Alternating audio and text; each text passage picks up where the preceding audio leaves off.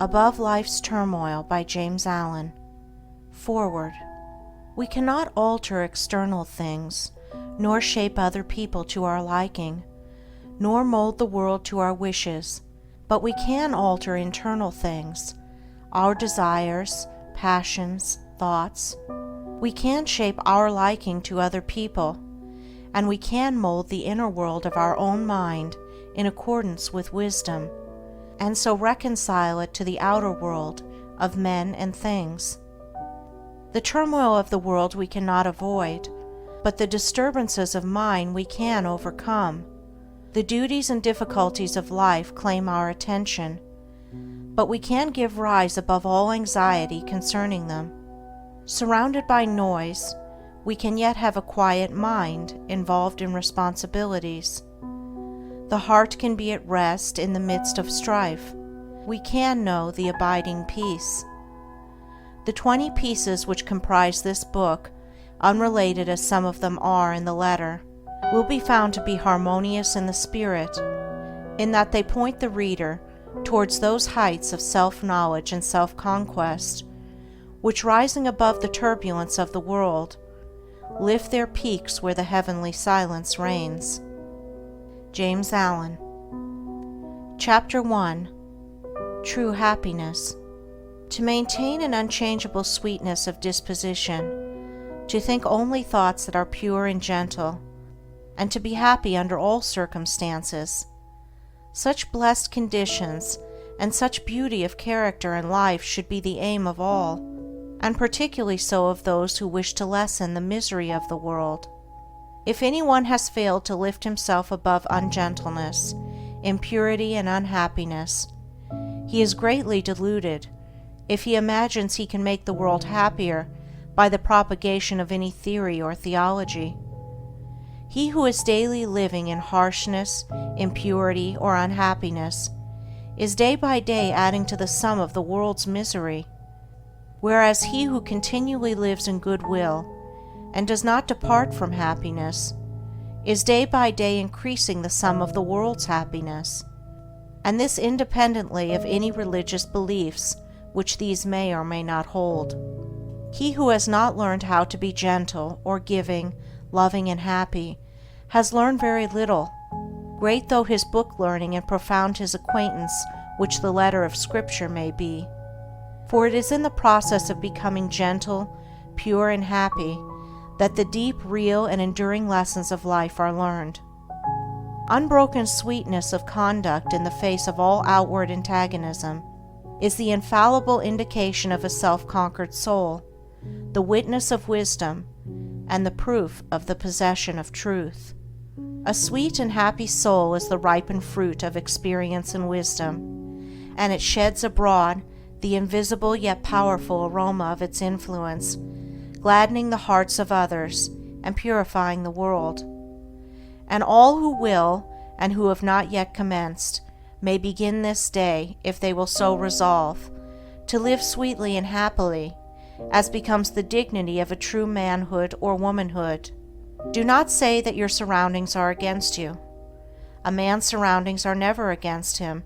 They are there to aid him, and all those outward occurrences over which you lose sweetness and peace of mind are the very conditions necessary to your development, and it is only by meeting and overcoming them that you can learn and grow and ripen. The fault is in yourself. Pure happiness is the rightful and healthy condition of the soul, and all may possess it if they will live purely and unselfish.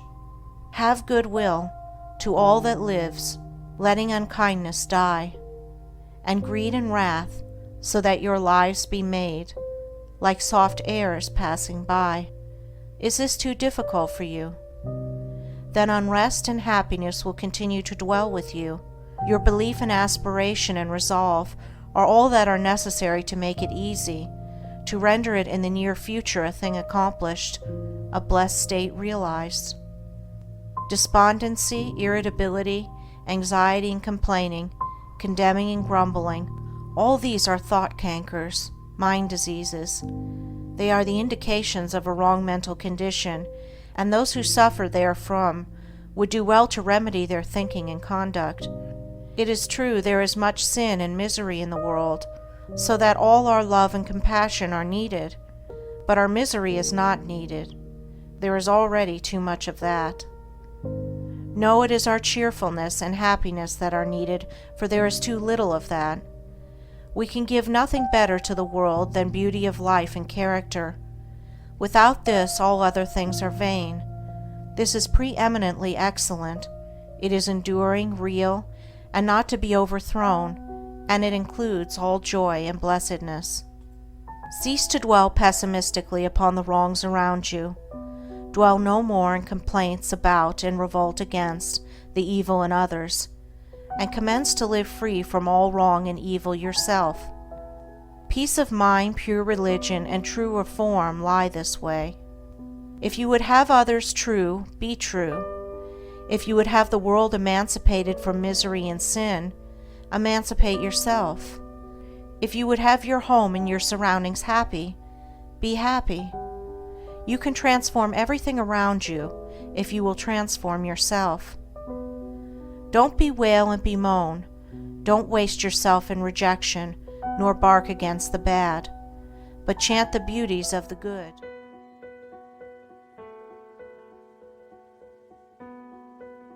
Chapter 2. The Immortal Man.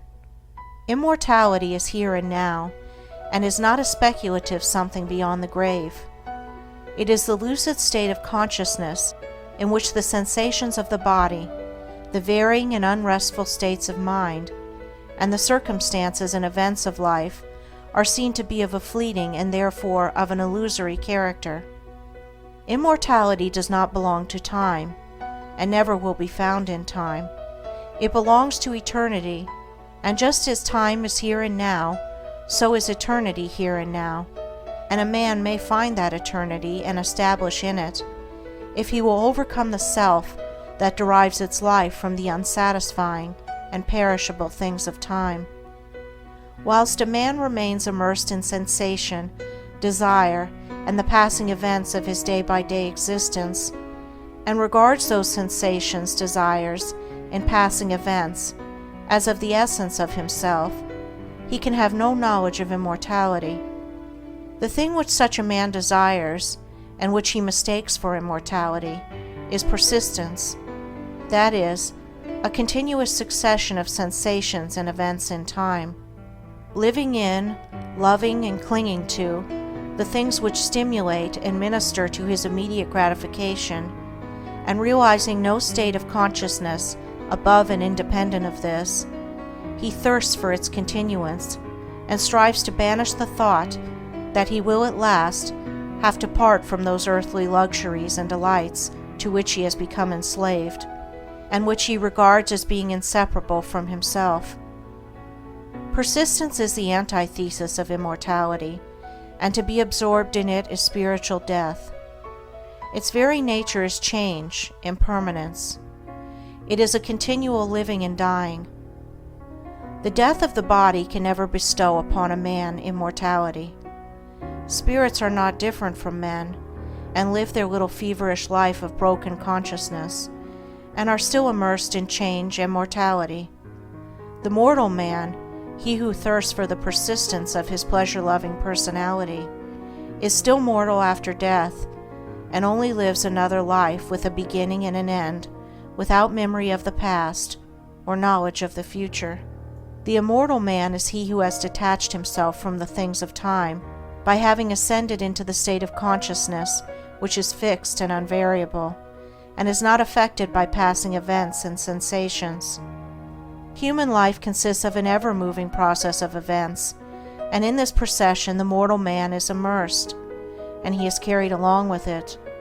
And being so carried along, he has no knowledge of what is behind and before him.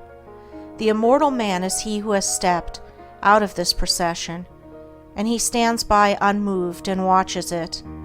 And from his fixed place he sees both the before, the behind, and the middle of the moving thing called life, no longer identifying himself with the sensations and fluctuations of the personality, or with the outward changes which make up the life in time. He has become the passionless spectator of his own destiny, and of the destinies of the men and nations. The mortal man also is one who is caught in a dream, and he neither knows that he was formerly awake, nor that he will awake again. He is a dreamer without knowledge, nothing more. The immortal man is as one who has awakened out of his dream, and he knows that his dream was not an enduring reality, but a passing illusion. He is a man with knowledge, the knowledge of both states, that of persistence and that of immortality, and is in full possession of himself. The mortal man lives in the time or world state of consciousness, which begins and ends. The immortal man lives in the cosmic or heaven state of consciousness, in which there is neither beginning nor end, but an eternal now. Such a man remains poised and steadfast under all changes, and the death of his body will not in any way interrupt the eternal consciousness in which he abides. Of such a one it is said, "He shall not taste of death," because he has stepped out of the stream of mortality and established himself in the abode of truth. Bodies, personalities, nations, and worlds pass away, but truth remains, and its glory is undimmed by time. The immortal man, then, is he who has conquered himself, who no longer identifies with the self-seeking forces of the personality, but who has trained himself to direct those forces with the hand of a master, and so has brought them into harmony with the causal energy and the source of all things. The fret and fever of life has ceased, doubt and fear are cast out, and death is not for him who has realized the fadeless splendor of that life of truth, by adjusting heart and mind to the eternal and unchangeable verities. Above Life's Turmoil by James Allen. Chapter 3. The Overcoming of Self. Many people have very confused and erroneous ideas concerning the terms the overcoming of self, the eradication of desire, and the annihilation of the personality. Some, particularly the intellectual who are prone to theories, regard it as a metaphysical theory altogether apart from life and conduct, while others conclude that it is the crushing out of all life, energy and action, and the attempt to idolize stagnation and death. These errors and confusions, arising as they do in the minds of individuals, can only be removed by the individuals themselves, but perhaps it might make their removal a little less difficult for those who are seeking the truth, by presenting the matter in another way. The doctrine of the overcoming or annihilation of self is simplicity itself. Indeed, so simple, practical, and close at hand is it, that a child of 5, whose mind has not yet become clouded with theories, theological schemes, and speculative philosophies, would be far more likely to comprehend it than many older people, who have lost their hold upon simple and beautiful truths by the adoption of complicated theories. The annihilation of self consists in weeding out and destroying all those elements in the soul which lead to division, strife, suffering, disease, and sorrow. It does not mean the destruction of any good and beautiful and peace-producing quality. For instance, when a man is tempted to irritability or anger, and by a great effort overcomes the selfish tendency, casts it from him, and acts from the spirit of patience and love, in that moment of self-conquest, he practices the annihilation of self. Every noble man practices it in part, though he may deny it in his own words, and he who carries out this practice to its completion, eradicating every selfish tendency until only the divinely beautiful qualities remain, he is said to have annihilated the personality, all the personal elements, and to have arrived at truth. The self which is to be annihilated is composed of the following 10 worthless and sorrow-producing elements: lust, hatred, avarice, self-indulgence, self-seeking, vanity, pride, doubt, dark belief, delusion. It is the total abandonment, the complete annihilation of these 10 elements, for for they comprise the body of desire. On the other hand, it teaches the cultivation, practice, and preservation of the following 10 divine qualities: purity, patience, humility, self-sacrifice, self-reliance, fearlessness, knowledge, wisdom, compassion, love. These comprise the body of truth, and to live entirely in them is to be a doer and knower of the truth, is to be an embodiment of truth. The combination of the 10 elements is called self, or the personality. The combination of the 10 qualities produces what is called truth, the impersonal, the abiding, real, and immortal man. It will thus be seen that it is not the destruction of any noble, true, and enduring quality that is taught, but only the destruction of those things that are ignoble, false, and evanescent. Neither is this overcoming of self the deprivation of gladness, happiness, and joy, but rather it is the constant possession of these things by living in the joy-begetting qualities. It is the abandonment of the lust for enjoyment, but not of enjoyment itself, the destruction of the thirst for pleasure, but not of pleasure itself, the annihilation of the selfish longing for love and power and possessions themselves. It is the preservation of all those things which draw and bind men together in unity and concord, and far from idolizing stagnation and death, urges men to the practice of those qualities which lead to the highest, noblest, and most effective and enduring action. He whose actions proceed from some or all of the 10 elements wastes his energies upon negations and does not preserve his soul. But he whose actions proceed from some or all of the 10 qualities, he truly and wisely acts, and so preserves his soul. He who lives largely in the 10 earthly elements, and who is blind and deaf to the spiritual viridities, will find no attraction in the doctrine of self-surrender, for it will appear to him as the complete extinction of his being. But he who is endeavoring to live in the 10 heavenly qualities will see the glory and beauty of the doctrine, and will know it as the foundation of life eternal. He will also see that when men apprehend and practice it, industry, commerce, government, and every worldly activity will be purified, and action, purpose, and intelligence, instead of being destroyed, will be intensified and enlarged, but free from strife and pain.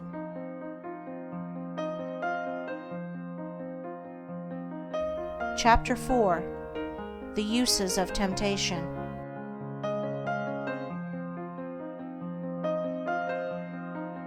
The soul, in its journey towards perfection, passes through 3 distinct stages. The first is the animal stage, in which the man is content to live in the gratification of his senses, unawakened to the knowledge of sin or of his divine inheritance, and altogether unconscious of the spiritual possibilities within himself.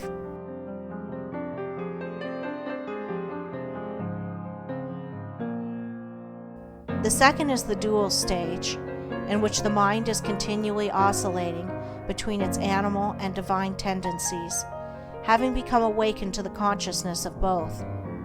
It is during this stage that temptation plays its part in the progress of the soul.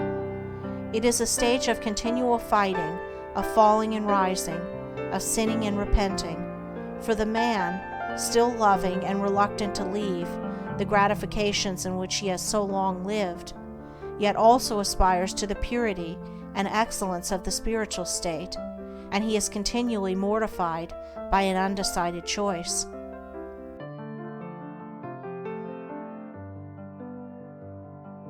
Urged on by the divine life within him, this stage becomes at last one of deep anguish and suffering, and then the soul is ushered into the third stage, that of knowledge, in which the man rises above both sin and temptation and enters into peace.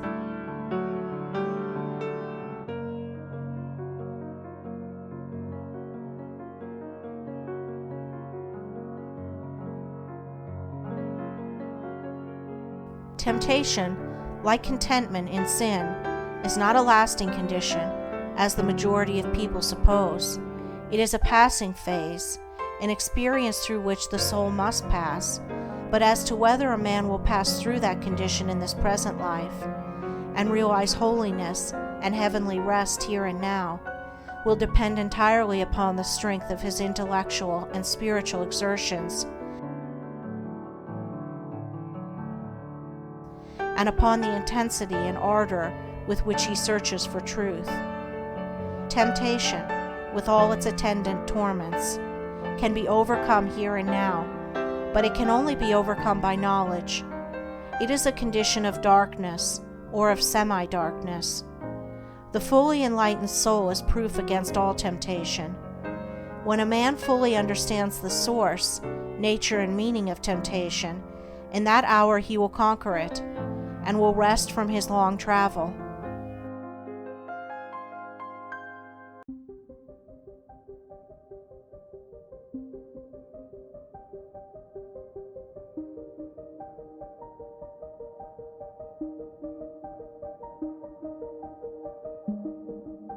But whilst he remains in ignorance, attention to religious observances and much praying and reading of Scripture will fail to bring him peace.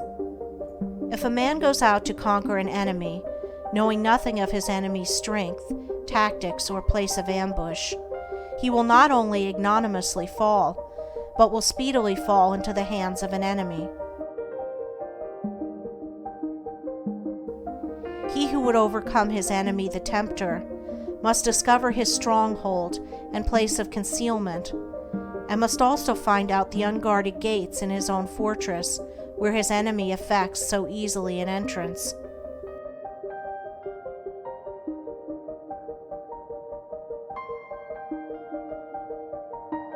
This necessitates continual meditation, ceaseless watchfulness, and constant and rigid introspection, which lays bare, before the spiritual eyes of the tempted one, the vain and selfish motives of his soul. This is the holy warfare of the saints. It is the fight upon which every soul enters when it awakens out of its long sleep of animal indulgence.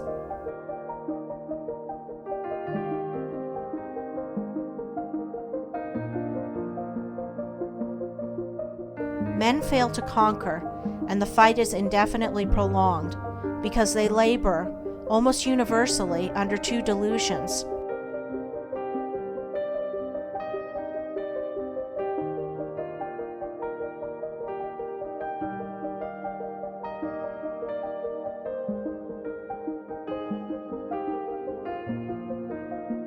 First, that all temptations come from without, and second, that they are tempted because of their goodness. Whilst a man is held in bondage by these two delusions, he will make no progress. When he has shaken them off, he will pass on rapidly from victory to victory, and will taste of spiritual joy and rest.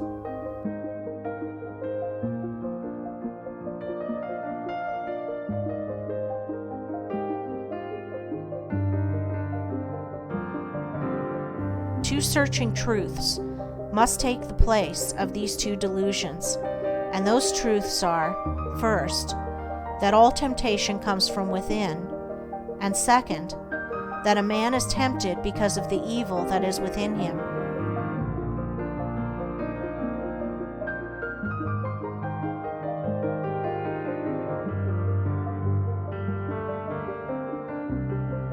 The idea that God, a devil, evil spirits, or outward objects are the source of temptation must be dispelled. The source and cause of all temptation is in the inward desire. That being purified or eliminated, outward objects and extraneous powers are utterly powerless to move the soul to sin or to temptation.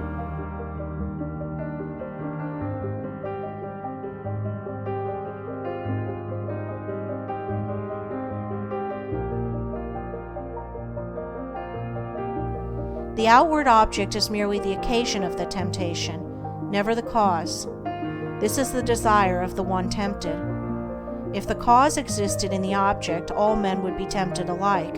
Temptation could never be overcome, and men would be hopelessly doomed to endless torment. but seated as it is in his own desires, he has the remedy in his own hands, and can become victorious over all temptation by purifying those desires.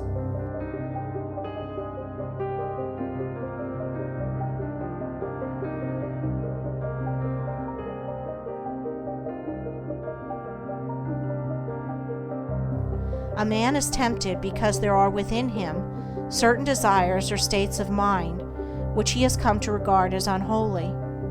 These desires may lie asleep for a long time, and the man may think that he has gotten rid of them, when suddenly, on the presentation of an outward object, the sleeping desire wakes up and thirsts of immediate gratification, and this is the state of temptation.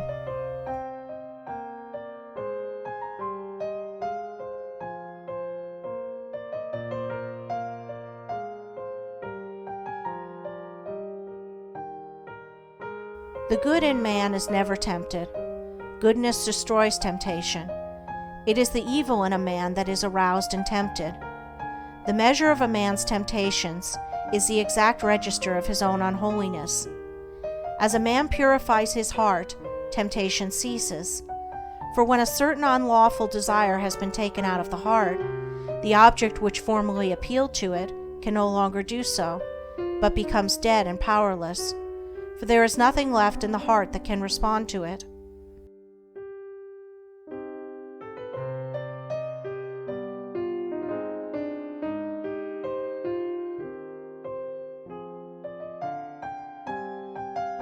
The honest man cannot be tempted to steal, let the occasion be ever so opportune.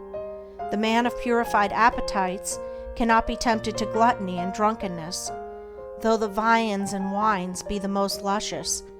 He of an enlightened understanding, whose mind is calm in the strength of inward virtue, can never be tempted to anger, irritability, or revenge, and the wiles and charms of the wanton fall upon the purified heart as empty, meaningless shadows. Temptation shows a man just where he is sinful and ignorant, and is a means of urging him on to higher altitudes of knowledge and purity. Without temptation, the soul cannot grow and become strong. There could be no wisdom, no real virtue, and though there would be lethargy and death, there could be no peace and no fullness of life.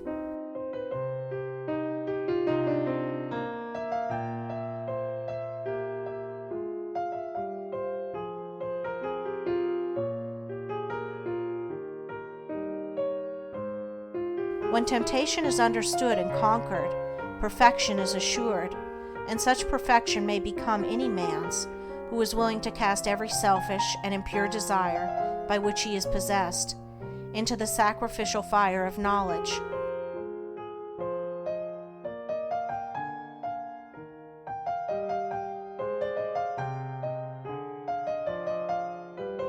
Let men, therefore, search diligently for truth, realizing that whilst they are subject to temptation, they have not comprehended truth and have much to learn.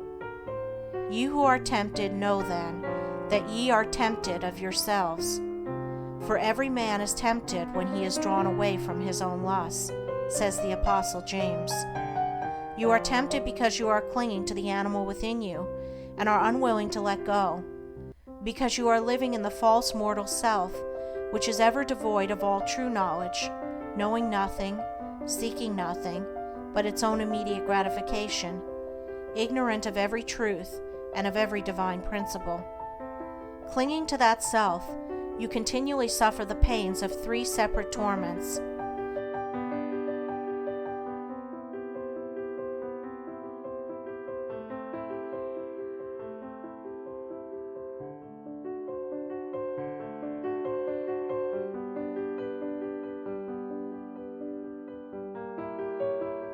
The torment of desire, the torment of repletion, and the torment of remorse.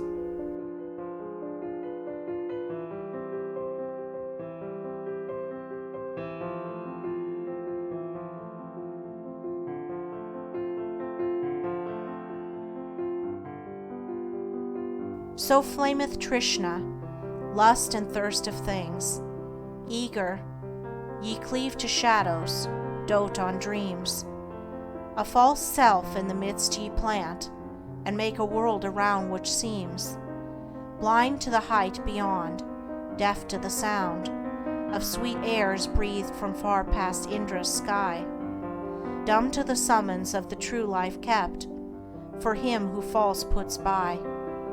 So grow the strifes and lusts which make earth's war, so grieve poor cheated hearts and flow salt tears, so wax the passions, envies, angers, hates, so years chase blood-stained years with wild red feet.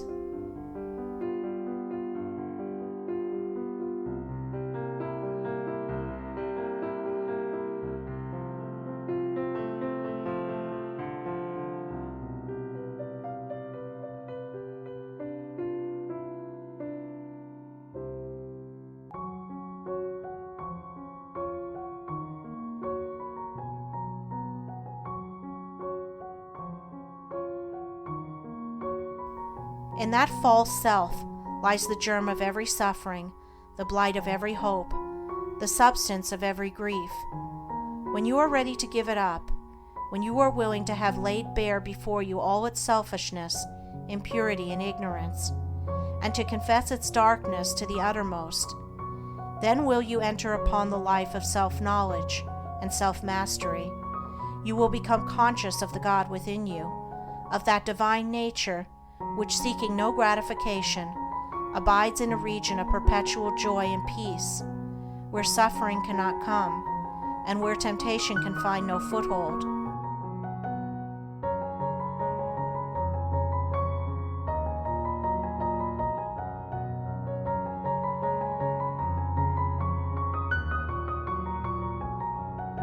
Establishing yourself day by day, more and more, firmly in that inward divinity, the time will at last come when you will be able to stay with Him whom millions worship, few understand, and fewer still follow.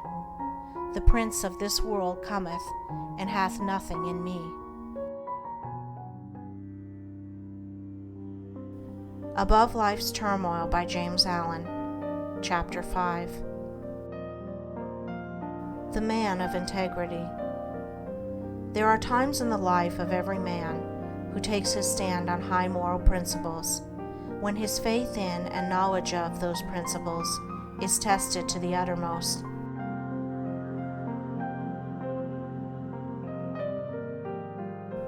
And the way in which he comes out of the fiery trial decides as to whether he has sufficient strength to live as a man of truth and join the company of the free, or shall still remain a slave and a hireling to the cruel taskmaster, self. Such times of trial generally assume the form of a temptation to do a wrong thing and continue in comfort and prosperity, or to stand by what is right and accept poverty and failure.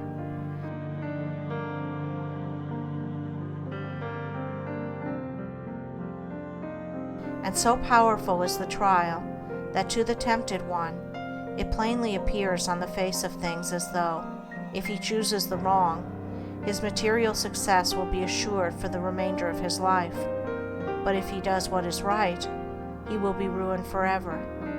Frequently the man at once quails and gives way before this appalling prospect which the path of righteousness seems to hold out for him.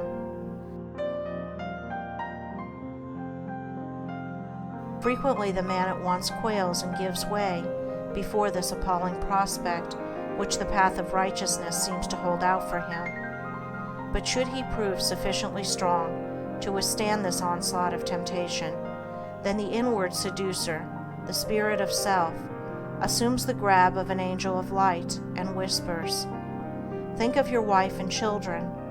Think of those who are dependent upon you. Will you bring them down to disgrace and starvation?"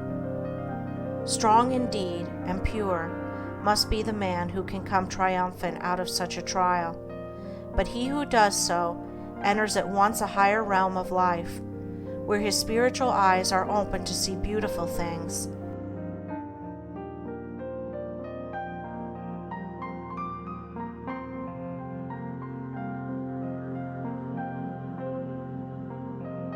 And then poverty and ruin, which seemed inevitable, do not come, but a more abiding success comes, and a peaceful heart and a quiet conscience.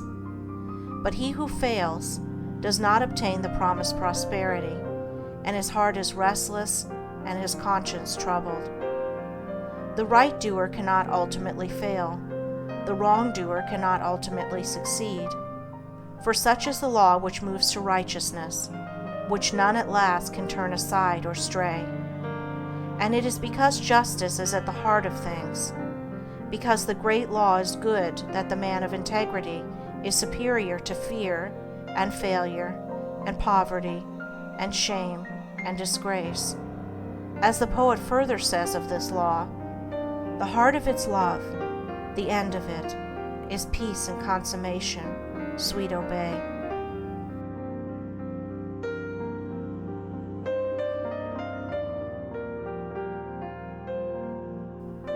The man who, fearing the loss of present pleasures or material comforts, denies the truth within him, can be injured and robbed and degraded and trampled upon, because he first injured, robbed, and degraded, and trampled upon his own nobler self.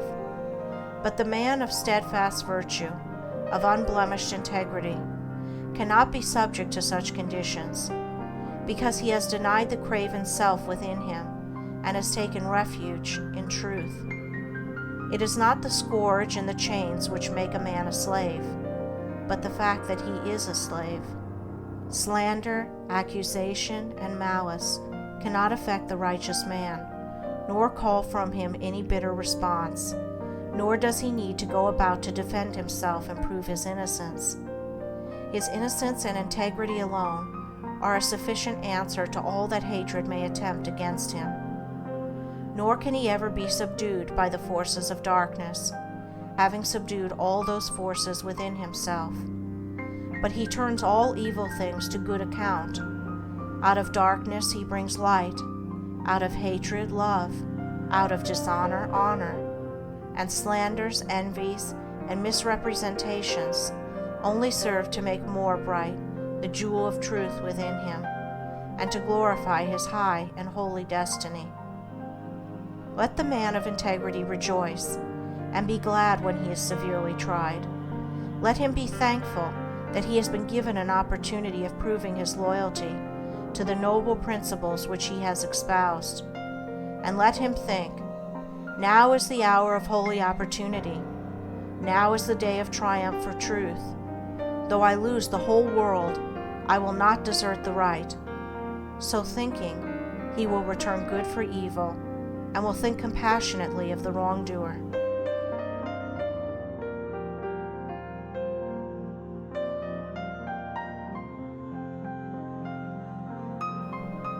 The slanderer, the backbiter, and the wrongdoer may seem to succeed for a time, but the law of justice prevails.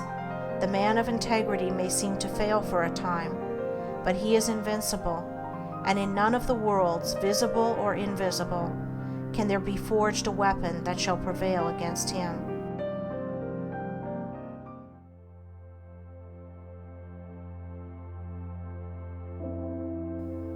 Chapter 6. Discrimination. There is one quality which is preeminently necessary to spiritual development, the quality of discrimination. A man's spiritual progress will be painfully slow and uncertain until there opens with him the eye of discrimination, for without this testing, proving, searching quality, he will but grope in the dark, will be unable to distinguish the real from the unreal, the shadow from the substance, and will so confuse the false with the true as to mistake the inward promptings of his animal nature for those of the Spirit of truth.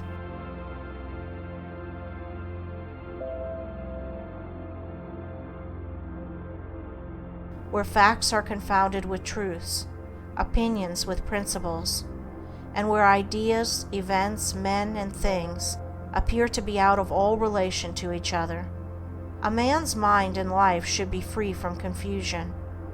He should be prepared to meet every mental, material, and spiritual difficulty.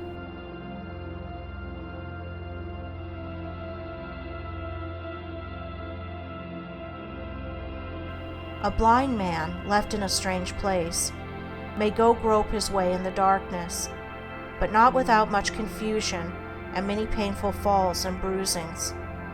Without discrimination, a man is mentally blind, and his life is a painful groping in darkness, a confusion in which vice and virtue are indistinguishable one from the other.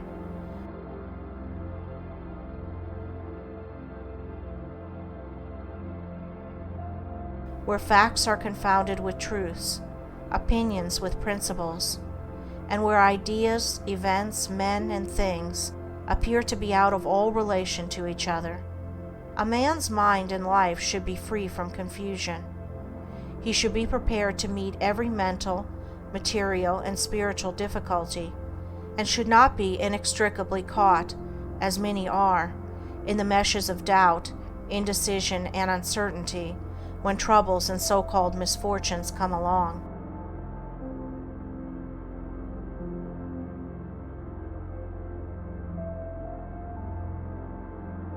He should be fortified against every emergency that can come against him, but such mental preparedness and strength cannot be attained in any degree without discrimination, and discrimination can only be developed by bringing into play and constantly exercising the analytical faculty.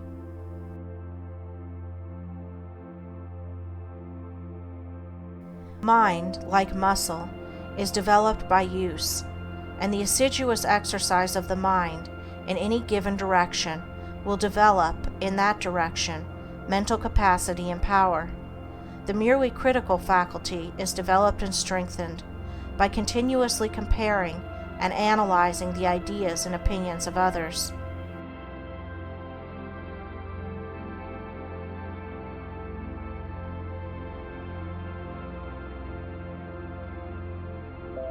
But discrimination is something more and greater than criticism. It is a spiritual quality from which the cruelty and egotism which so frequently accompany criticism are eliminated, and by virtue of which a man sees things as they are and not as he would like them to be.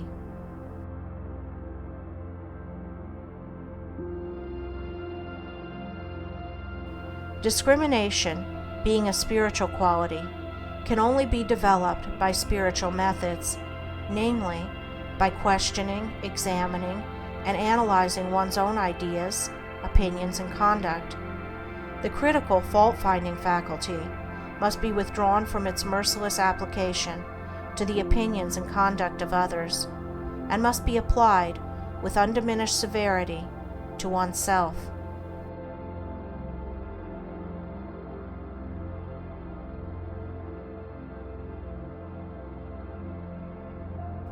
A man must be prepared to question his every opinion, his every thought, and his every line of conduct, and rigorously and logically test them.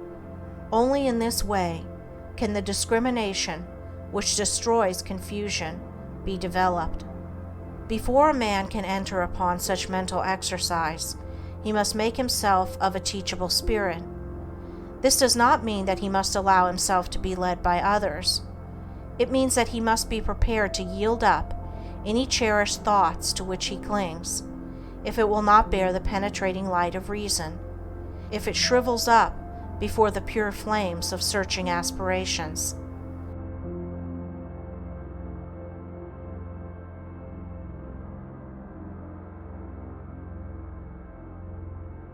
The man who says, "I am right," and who refuses to question his position in order to discover whether he is right, will continue to follow the line of his passions and prejudices, and will not acquire discrimination. The man who humbly asks, "Am I right?" and then proceeds to test and prove his position by earnest thought and the love of truth, will always be able to discover the true and to distinguish it from the false, and he will acquire the priceless possession of discrimination.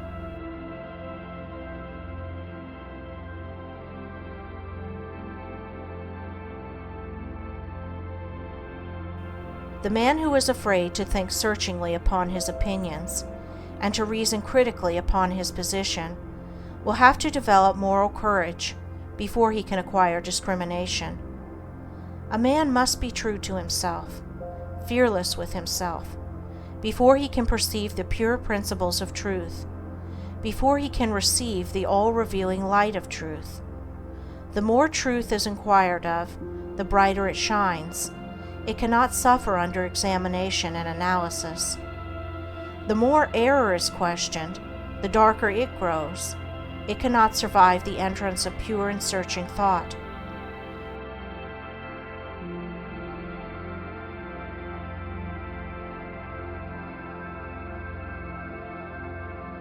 To prove all things is to find the good and throw the evil. He who reasons and meditates learns to discriminate. He who discriminates discovers the eternally true. Confusion, suffering, and spiritual darkness follow the thoughtless. Harmony, blessedness, and the light of truth attend upon the thoughtful. Passion and prejudice are blind and cannot discriminate. They are still crucifying the Christ and releasing Barabbas. Above Life's Turmoil by James Allen, Chapter 7.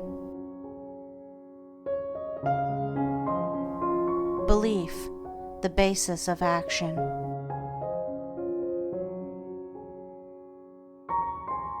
Belief is an important word in the teachings of the wise, and it figures prominently in all religions. According to Jesus, a certain kind of belief is necessary to salvation or regeneration. And Buddha definitely thought that the right belief is the first and most essential step in the way of truth. As without right belief, there cannot be right conduct, and he who has not learned how to rightly govern and conduct himself has not comprehended the simplest rudiments of truth.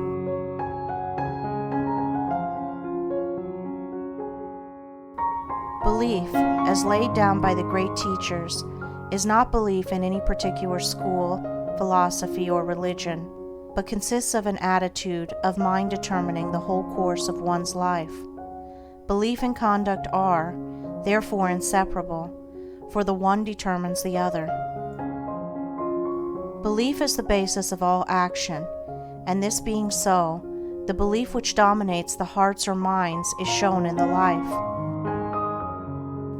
Every man acts, thinks, lives in exact accordance with the belief which is rooted in his innermost being. And such is the mathematical nature of the laws which govern mind, that it is absolutely impossible for anyone to believe in two opposing conditions at the same time. For instance, it is impossible to believe in justice and injustice, hatred and love, peace and strife, self and truth. Every man believes in one or the other of these opposites, never in both, and the daily conduct of every man indicates the nature of his belief.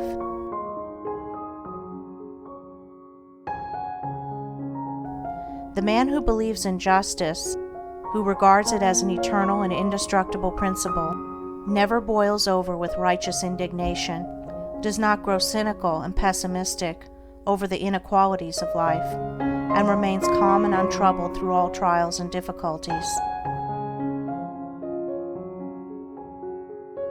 It is impossible for him to act otherwise, for he believes that justice reigns, and that, therefore, all that is called injustice is fleeting and illusory.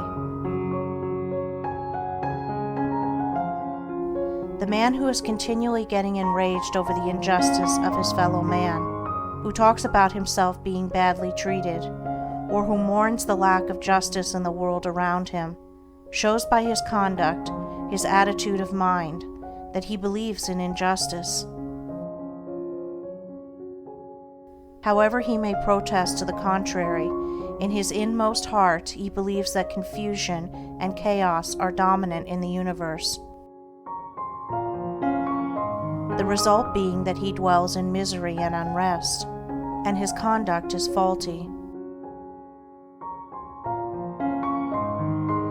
Again, he who believes in love, in its stability and power, practices it under all circumstances, never deviates from it, and bestows it alike upon enemies as upon friends.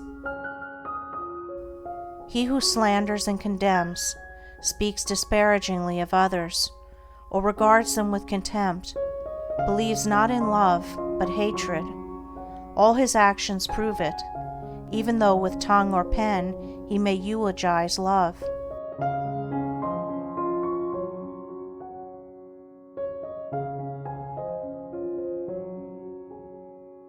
The believer in peace is known by his peaceful conduct. It is impossible for him to engage in strife. If attacked, he does not retaliate, for he has seen the majesty of the angel of peace, and can no longer pay homage to the demon of strife.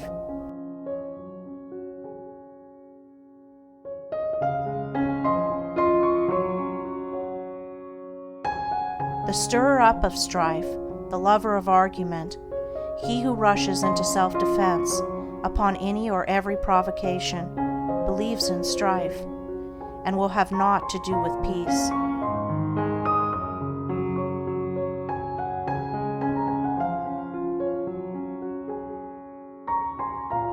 Further, he who believes in truth renounces himself. That is, he refuses to center his life in those passions, desires, and characteristics which crave only their gratification, and by thus renouncing, he becomes steadfastly fixed in truth, and lives a wise, beautiful, and blameless life.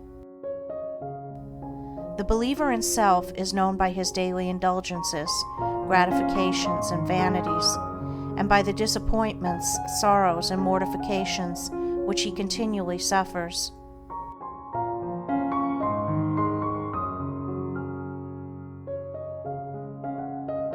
The believer in truth does not suffer, for he has given up that self which is the cause of such suffering.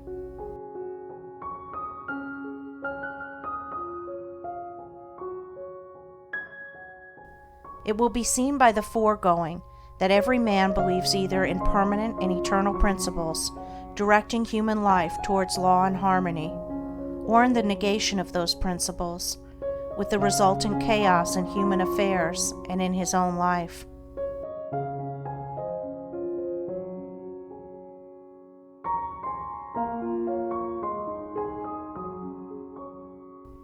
Belief in the divine principles of justice, compassion, love, constitutes the right belief laid down by Buddha as being the basis of right conduct, and also the belief unto salvation as emphasized in the Christian scriptures. For he who so believes cannot do otherwise than build his whole life upon these principles, and so purifies his heart and perfects his life.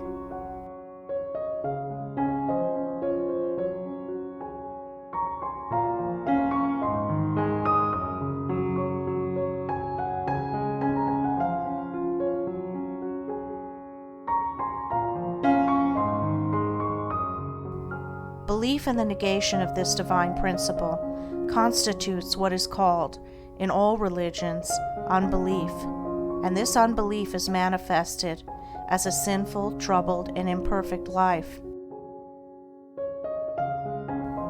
Where there is right belief, there is a blameless and perfect life. Where there is false belief, there is sin, there is sorrow, the mind and life are improperly governed, and there is affliction and unrest. By their fruits ye shall know them.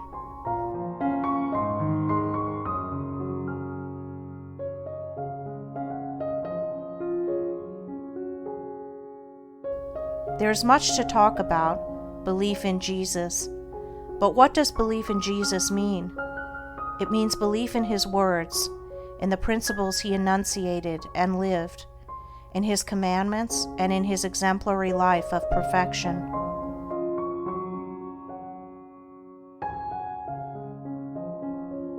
He who declares belief in Jesus, and yet is all the time living in his lusts and indulgences, or in the spirit of hatred and condemnation, is self-deceived.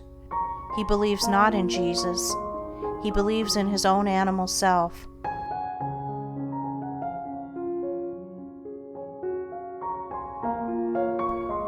As a faithful servant delights in carrying out the commands of his master, so he who believes in Jesus carries out his commandments, and so is saved from sin.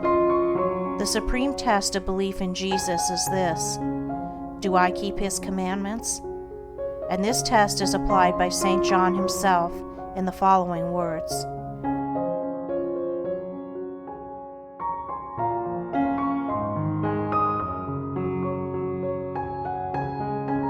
He is that saint, I know him, Jesus, and keepeth not his commandments, is a liar, and the truth is not in him. But whose keepeth his word, in him verily is the word of God perfected. It will be found after a rigid and impartial analysis that belief lies at the root of all human conduct. Every thought, every act, every habit is the direct outcome of a certain fixed belief, and one's conduct alters only as one's beliefs are modified.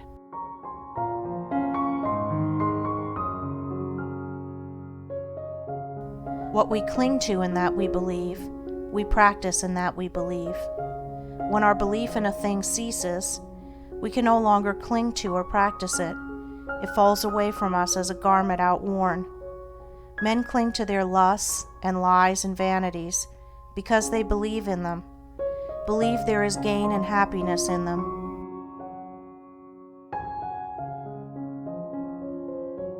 When they transfer their belief to the divine qualities of purity and humility, those sins trouble them no more. Men are saved from error by belief in the supremacy of truth. They are saved from sin by belief in holiness or perfection. They are saved from evil by belief in good, for every belief is manifested in the life. It is not necessary to inquire as to a man's theological belief, for that is of little or no account. For what can it avail a man to believe that Jesus died for him, or that Jesus is God, or that he is justified by faith, if he continues to live in his lower sinful nature?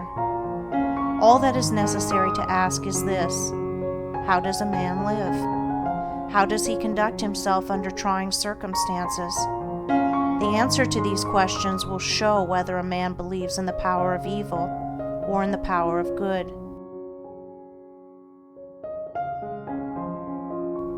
He who believes in the power of good lives a good spiritual or godly life, for goodness is God, yea, verily is God himself, and he will soon leave behind him all sins and sorrows, who believes with steadfast and unwavering faith in the supreme good.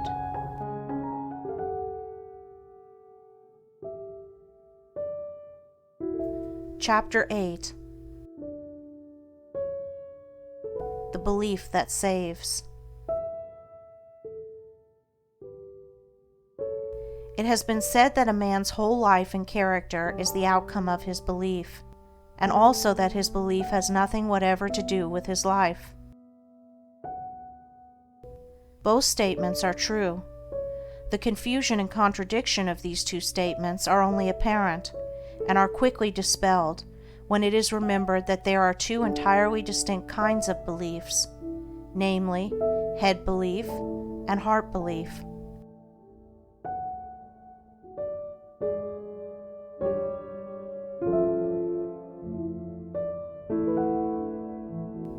Head, or intellectual belief, is not fundamental and causative, but it is superficial and consequent, and that it has no power in the molding of a man's character, the most superficial observer may easily see. Take, for instance, half a dozen men from any creed. They not only hold the same theological belief, but confess the same articles of faith in every particular. One will be just as noble as another is ignoble. One will be mild and gentle, another coarse and irascible. One will be honest, another dishonest.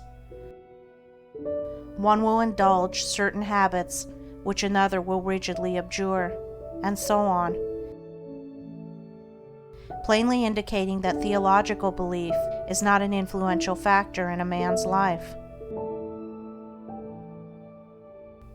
A man's theological belief is merely his intellectual opinion or view of the universe. God, the Bible, etc., and behind and underneath this head belief there lies, deeply rooted in his innermost being, the hidden, silent, secret belief of his heart.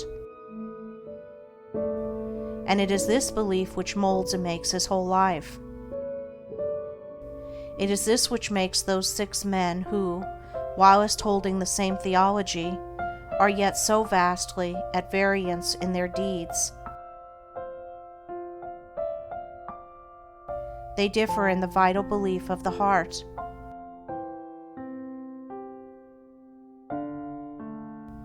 What then is this heart belief?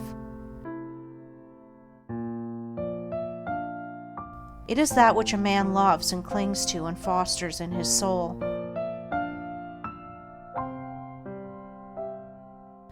For he thus loves and clings to and fosters in his heart, because he believes in them, and believing in them and loving them, he practices them. Thus is his life the effect of his belief.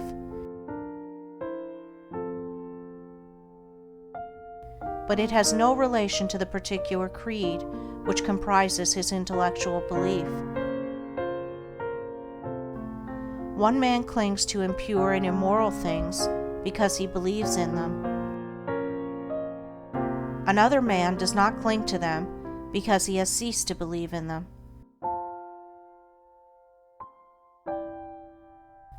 A man cannot cling to anything unless he believes in it.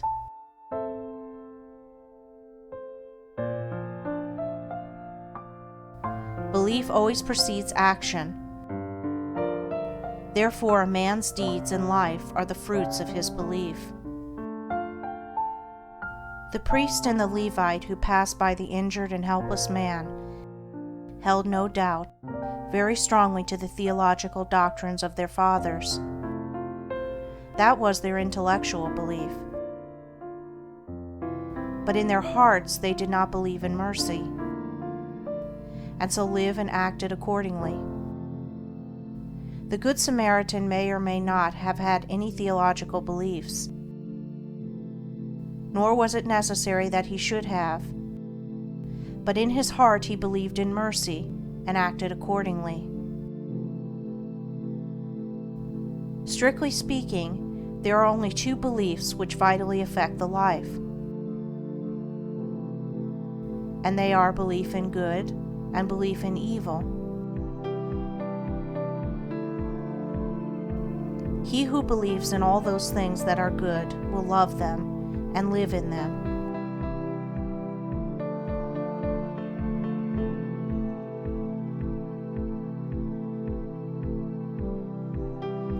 He who believes in those things that are impure and selfish will love them and cling to them.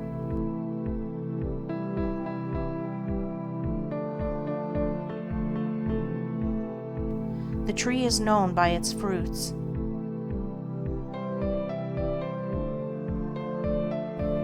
A man's beliefs about God, Jesus, and the Bible are one thing. His life, as bound up in his actions, is another.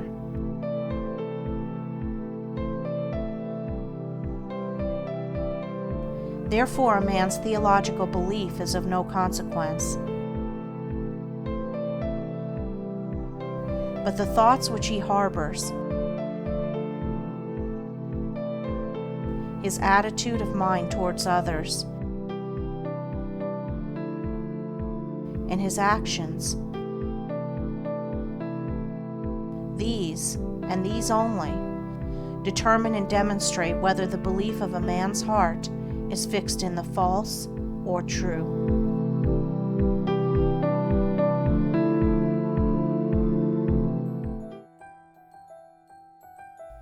Above Life's Turmoil by James Allen, Chapter 9. thought and action. As the fruit to the tree and the water to the spring,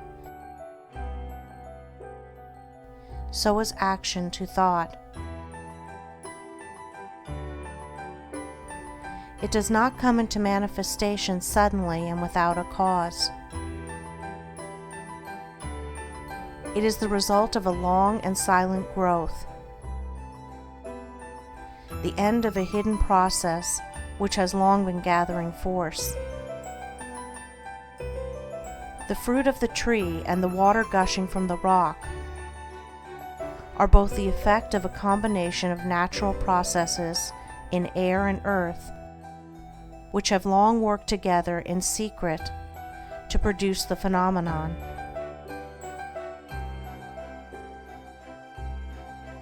And the beautiful acts of enlightenment and the dark deeds of sin are both the ripened effects of trains of thought which have been harbored in the mind.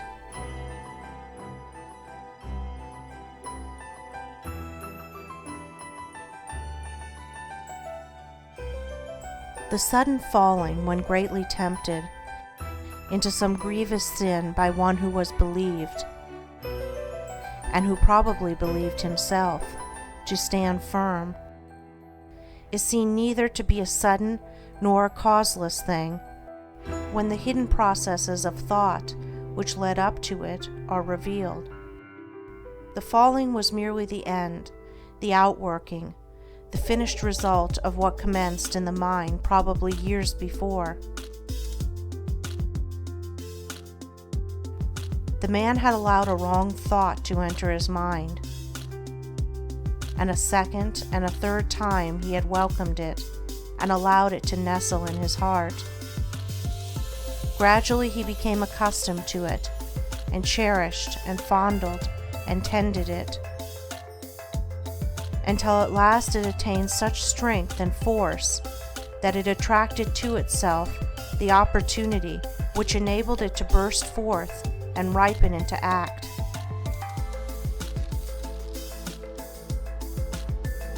As falls the stately building whose foundations have been gradually undermined by the action of water, so at last falls the strong man, who allows corrupt thoughts to creep into his mind and secretly undermine his character. When it is seen that all sin and temptation are the natural outcome of the thoughts of the individual, the way to overcome sin and temptation becomes plain, and its achievement a near possibility, and sooner or later a certain reality. For if a man will admit, cherish, and brood upon thoughts that are pure and good, those thoughts, just as surely as the impure, will grow and gather force, and will at last attract to themselves the opportunities which will enable them to ripen into act. There is nothing hidden that shall not be revealed, and every thought that is harbored in the mind must, by virtue of the impelling force which is inherent in the universe, at last blossom into act good or bad according to its nature.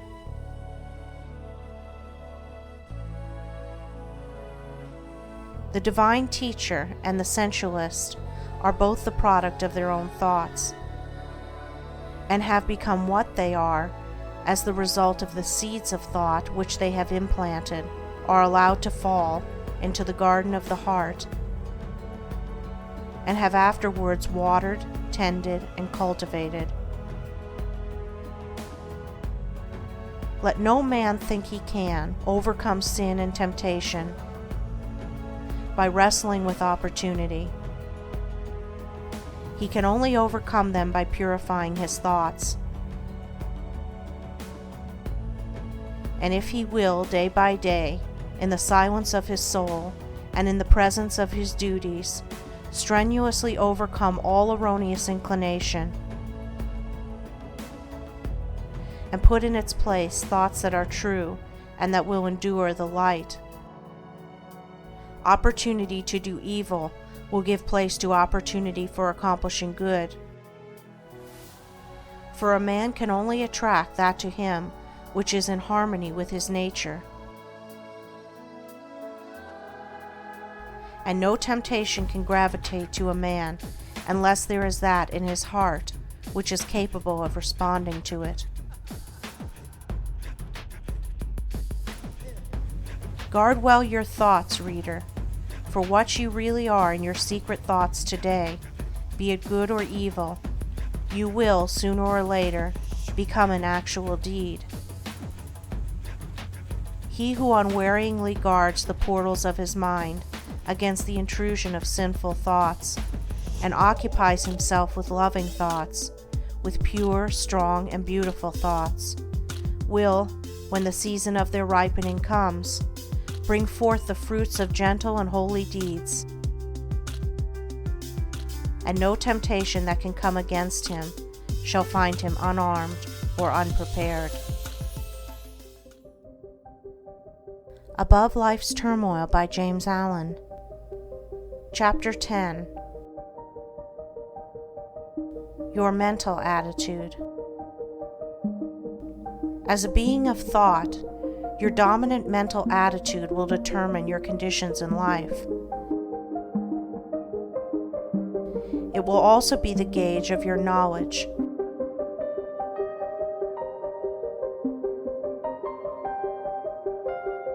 And the measure of your attainment. The so-called limitations of your nature are the boundary lines of your thoughts. They are self-erected fences, and can be drawn to a narrower circle, extended to a wider, or be allowed to remain.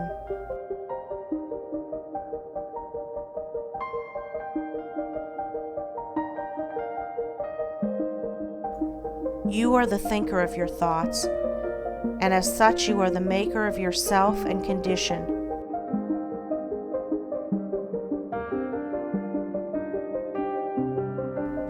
Thought is causal and creative, and appears in your character and life in the form of results.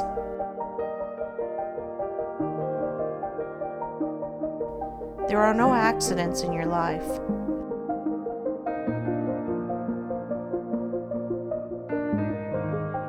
Both its harmonies and antagonisms are the responsive echoes of your thoughts.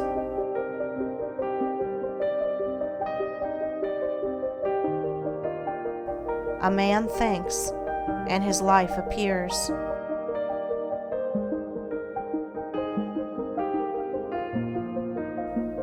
If your dominant mental attitude is peaceable and lovable, bliss and blessedness will follow you. If it be resistant and hateful, trouble and distress will cloud your pathway. Out of ill will come grief and disaster. Out of goodwill, healing and reparation.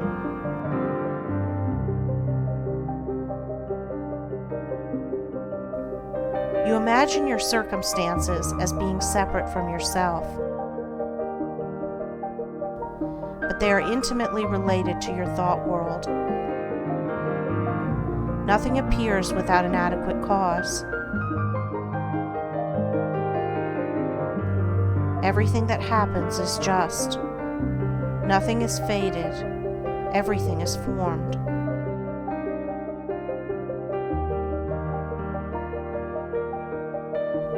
As you think, you travel.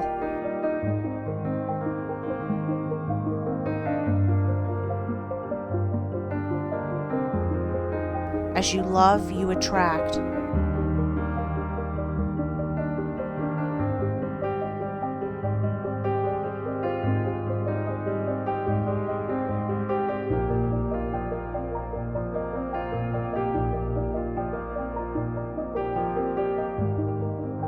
You are today where your thoughts have brought you.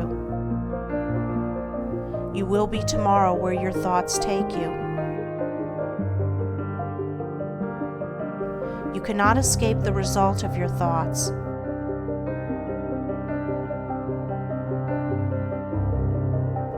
But you can endure and learn, can accept and be glad.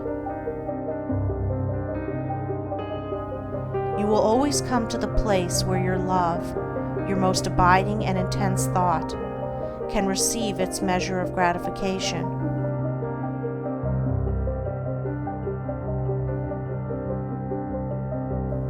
If your love be base, you will come to a base place.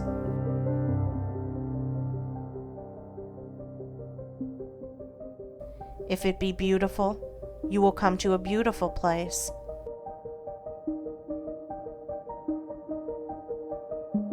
You can alter your thoughts, and so alter your condition.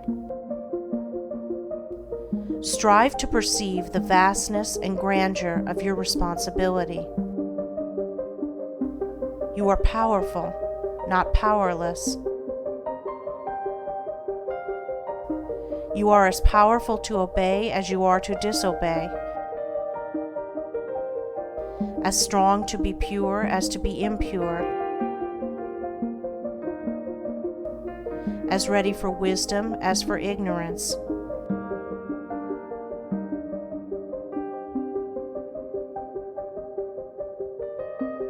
You can learn what you will, can remain as ignorant as you choose.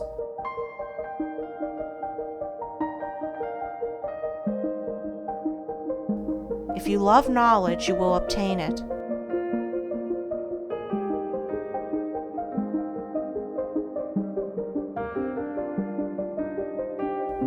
If you love wisdom, you will secure it. If you love purity, you will realize it.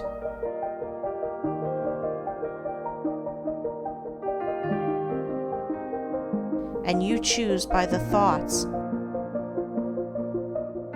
which you will entertain.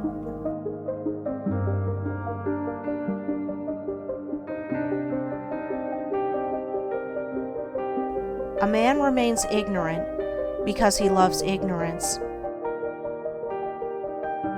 and chooses ignorant thoughts.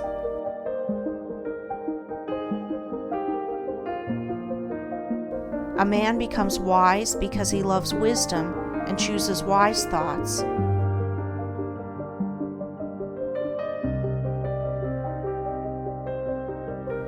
No man is hindered by another.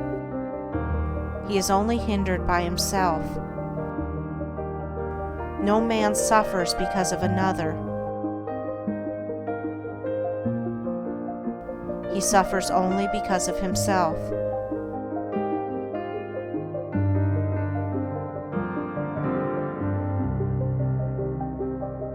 By the noble gateway of pure thought, you can enter into the highest heaven.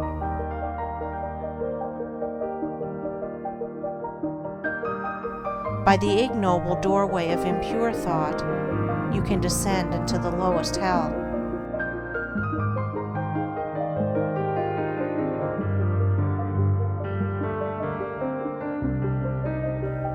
Your mental attitude towards others will faithfully react upon yourself.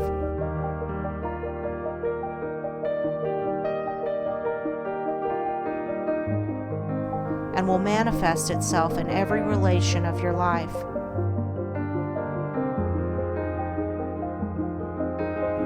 Every impure and selfish thought that you send out comes back to you in your circumstances in some form of suffering.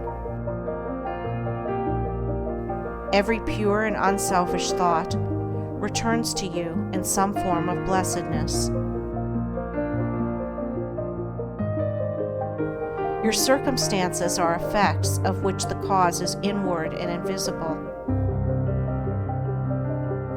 As the father-mother of your thoughts, you are the maker of your state and condition. When you know yourself, you will perceive that every event in your life is weighed in the faultless balance of equity.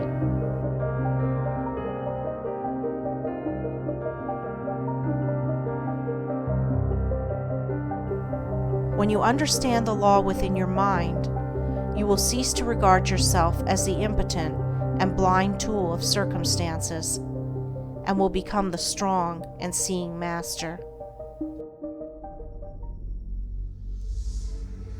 Above Life's Turmoil by James Allen, Chapter 11. Sowing and Reaping.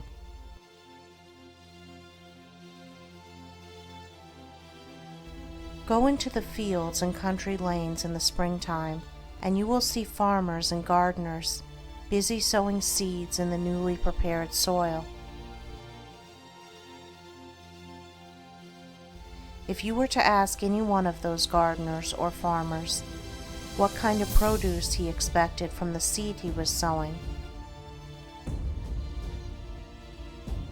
he would doubtless regard you as foolish and would tell you that he does not expect at all, that it is a matter of common knowledge that his produce will be of the kind which he is sowing, and that he is sowing wheat or barley or turnips, as the case may be, in order to reproduce that particular kind. Every fact and process in nature contains a moral lesson for the wise man. There is no law in the world of nature around us which is not to be found operating within the same mathematical certainty in the mind of man and in human life. All of the parables of Jesus are illustrative of this truth and are drawn from the simple facts of nature.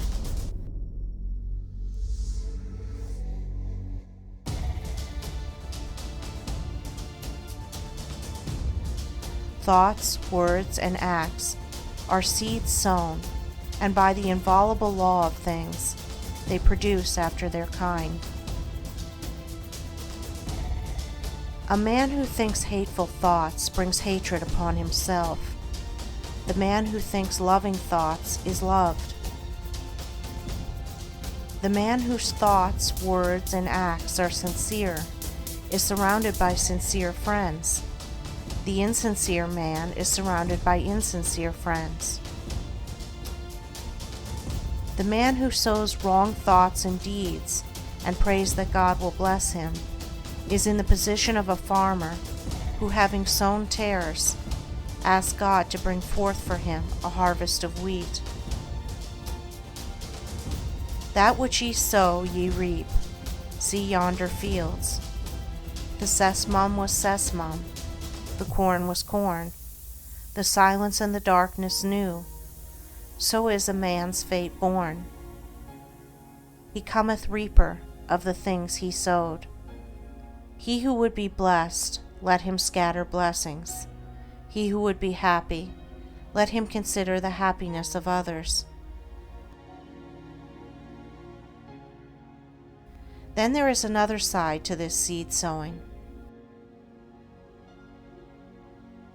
The farmer must scatter all his seed upon the land, and then leave it to the elements.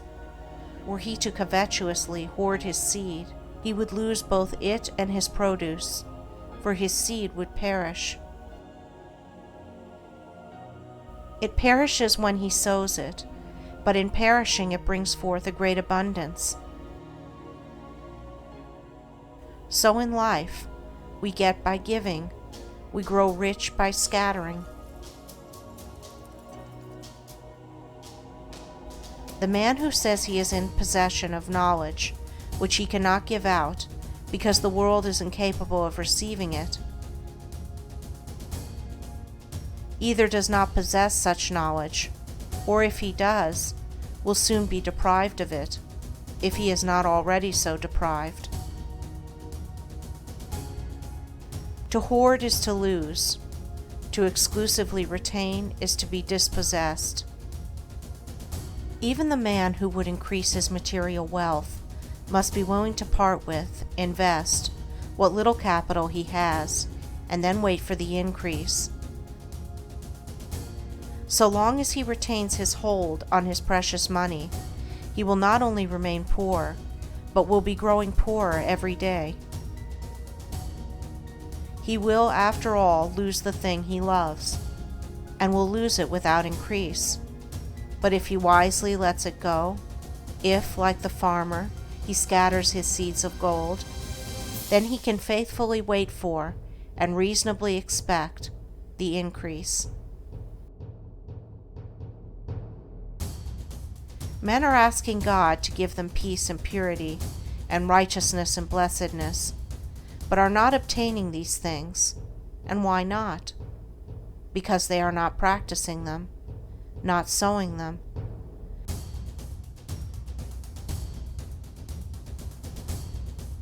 I once heard a preacher pray very earnestly for forgiveness, and shortly afterwards, in the course of his sermon, he called upon his congregation to show no mercy to the enemies of the church. Such self-delusion is pitiful, and men have yet to learn that the way to obtain peace and blessedness is to scatter peaceful and blessed thoughts, words, and deeds.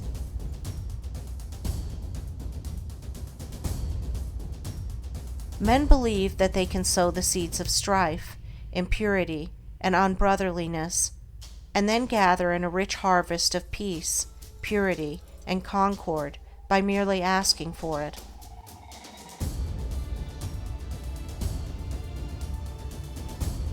What more pathetic sight than to see an irritable and quarrelsome man praying for peace? Men reap that which they sow, and any man can reap all blessedness now and at once, if he will put aside selfishness and sow broadcast the seeds of kindness, gentleness, and love.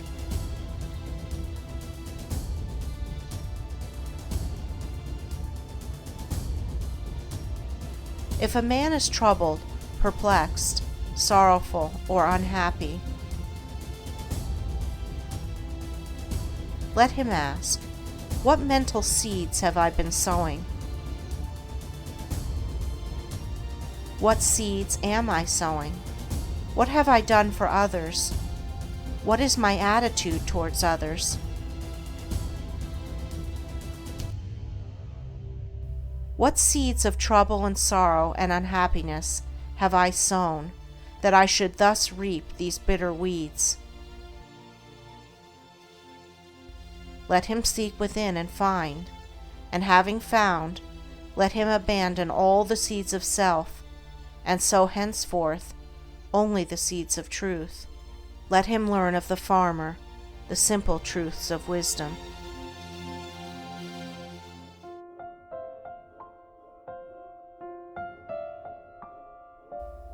Chapter 12. The Reign of Law. The little party gods have had their day. The arbitrary gods, creatures of human caprice and ignorance, are falling into disrepute. Men have quarreled over and defended them until they have grown weary of the strife, and now everywhere they are relinquishing and breaking up these helpless idols of their long worship. The god of revenge, hatred, and jealousy, who gloats over the downfall of his enemies, the partial God who gratifies all of our narrow and selfish desires, the God who saves only the creatures of his particular special creed, the God of exclusiveness and favoritism. Such were the gods, miscalled by us God, of our soul's infancy, gods base and foolish as ourselves, the fabrications of our selfish self. And we relinquished our petty gods with bitter tears and misgivings, and broke our idols with bleeding hands. But in so doing we did not lose sight of God. Nay, we drew nearer to the great, silent heart of love. Destroying the idols of self, we begin to comprehend somewhat of the power which cannot be destroyed, and entered into a wider knowledge of the God of love, of peace, of joy. The God in whom revenge and partiality cannot exist. The God of light, from whose presence the darkness of fear and doubt and selfishness cannot choose but flee.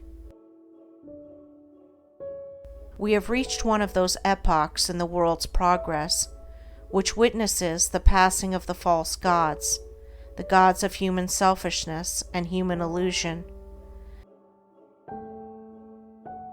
The new-old revelation of one universal impersonal truth has again dawned upon the world, and its searching light has carried consternation to the perishable gods who take shelter under the shadow of self. Men have lost faith in a God who can be cajoled, who rules arbitrarily and capriciously, subverting the whole order of things to gratify the wishes of his worshippers, and are turning with a new light in their eyes and a new joy in their hearts to the God of law. And to him they turn, not for personal happiness and gratification, but for knowledge, for understanding, for wisdom, for liberation from the bondage of self. And thus turning, they do not seek in vain, nor are they sent away empty and discomfited. They find within themselves the reign of law, that every thought, every impulse, every act and word brings about a result in exact accordance with its own nature.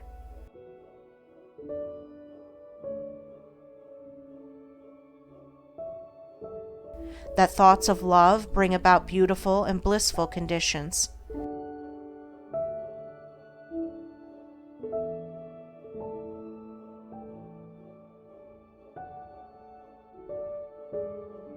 That hateful thoughts bring about distorted and painful conditions.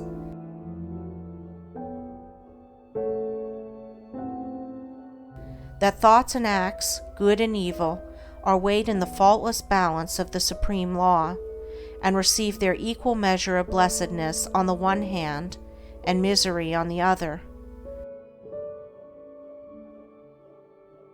And thus finding, they enter a new path, the path of obedience to the law. Entering that path, they no longer accuse, no longer doubt, no longer fret and despond,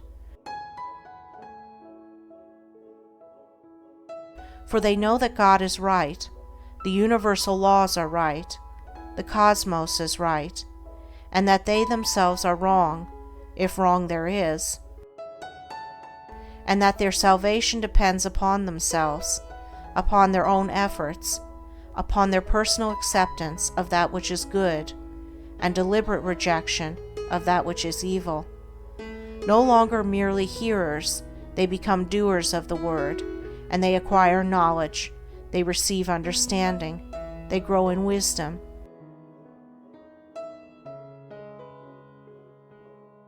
And they enter into the glorious life of liberation from the bondage of self. The law of the Lord is perfect, enlightening the eyes.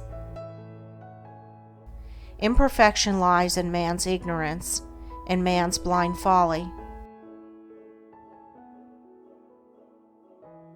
Perfection, which is knowledge of the perfect law, is ready for all who earnestly seek it. It belongs to the order of things. It is yours and mine now, if we will only put self-seeking on one side and adopt the life of self-obliteration.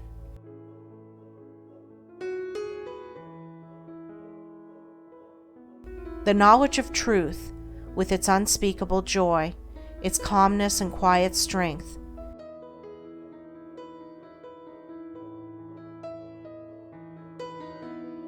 is not for those who persist in clinging to their rights, defending their interests, and fighting for their opinions,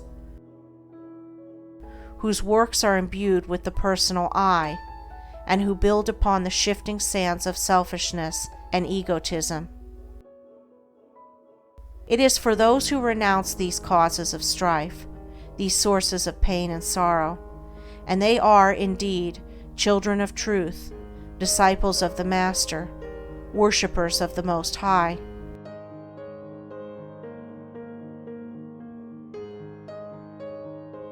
The children of truth are in the world today.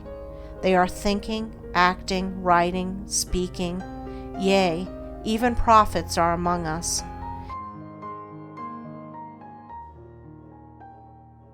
And their influence is pervading the whole earth. An undercurrent of holy joy is gathering force in the world, so that men and women are moved with new aspirations and hopes, and even those who neither see nor hear feel within themselves strange yearnings after a better and fuller life.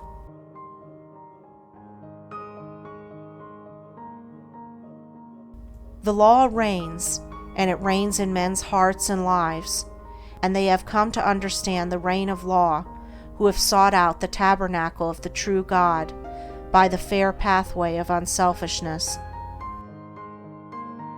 God does not alter for men, for this would mean that the perfect must become imperfect. Man must alter for God, and this implies that the imperfect must become perfect. The law cannot be broken for man, otherwise confusion would ensue. Man must obey the law. This is in accordance with harmony, order, justice. There is no more painful bondage than to be at the mercy of one's inclinations, no greater liberty than utmost obedience to the law of being. And the law is that the heart shall be purified, the mind regenerated, and the whole being brought in subjection to love, till self is dead, and love is all in all, for the reign of law is the reign of love, and love waits for all, rejecting none.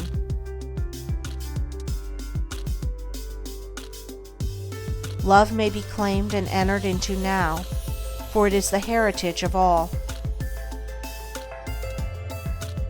Ah, beautiful truth, to know now that man may accept his divine heritage and enter the kingdom of heaven. Oh, pitiful error, to know that man rejects it because of love of self. Obedience to the law means the destruction of sin and self, and the realization of unclouded joy and undying peace. Clinging to one's selfish inclinations means the drawing about one's soul clouds of pain and sorrow which darken the light of truth, the shutting out of oneself from all real blessedness, for whatsoever a man sows, that shall he also reap.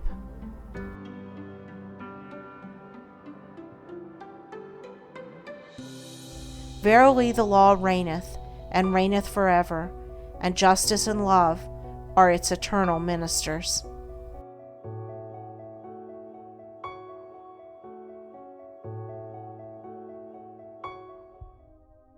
Above Life's Turmoil by James Allen, Chapter 13. The Supreme Justice. The material universe is maintained and preserved by the equilibrium of its forces. The moral universe is sustained and protected by the perfect balance of its equivalents. As in the physical world, nature abhors a vacuum, so in the spiritual world, disharmony is annulled. Underlying the disturbances and destructions of nature, and behind the mutability of its forms, there abides the eternal and perfect mathematical symmetry. And at the heart of life, behind all its pain, uncertainty, and unrest, there abide the eternal harmony, the unbroken peace, and inviolable justice. Is there, then, no injustice in the universe? There is injustice, and there is not. It depends upon the kind of life and the state of consciousness from which a man looks out upon the world and judges. The man who lives in his passions sees injustice everywhere. The man who has overcome his passions sees the operations of justice in every department of human life. Injustice is the confused, feverish dream of passion, real enough to those who are dreaming it. Justice is the permanent reality in life, gloriously visible to those who have wakened out of the painful nightmare of self.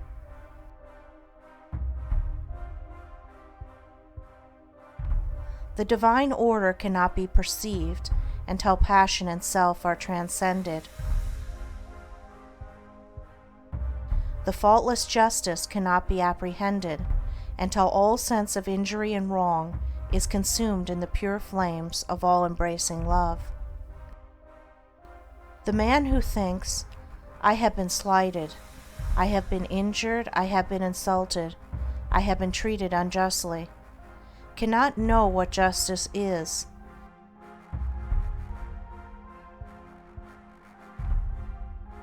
Blinded by self, he cannot perceive the pure principles of truth, and brooding upon his wrongs, he lives in continual misery. In the region of passion, there is a ceaseless conflict of forces, causing suffering to all who are involved in them.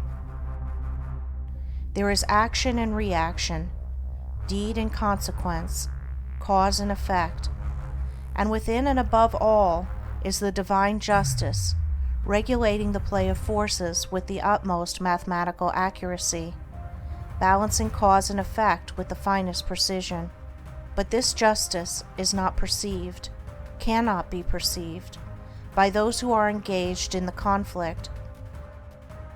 Before this can be done, the fierce warfare of passion must be left behind. The world of passion is the abode of schisms, quarrelings, wars, lawsuits, accusations, condemnations, impurities, weaknesses, follies, hatreds, revenges, and resentments.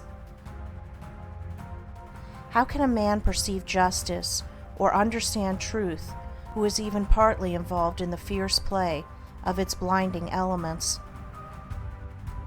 As well expect a man caught in the flames of a burning building to sit down and reason out the cause of the fire.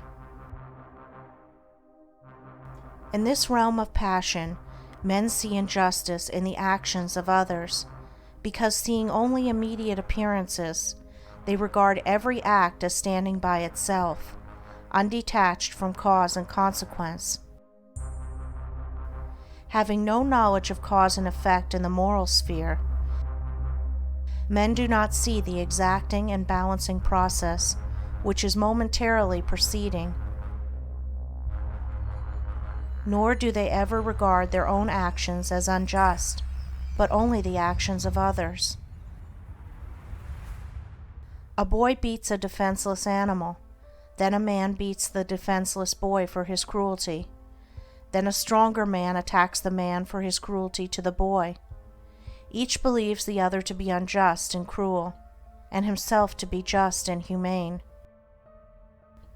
And doubtless most of all would the boy justify his conduct toward the animal as altogether necessary. Thus does ignorance keep alive hatred and strife. Thus do men blindly inflict suffering upon themselves, living in passion and resentment, and not finding the true way in life. Hatred is met with hatred, passion with passion, strife with strife. The man who kills is himself killed. The thief who lives by depriving others is himself deprived. The beast that preys on others is hunted and killed. The accuser is accused. The condemner is condemned. The denouncer is persecuted.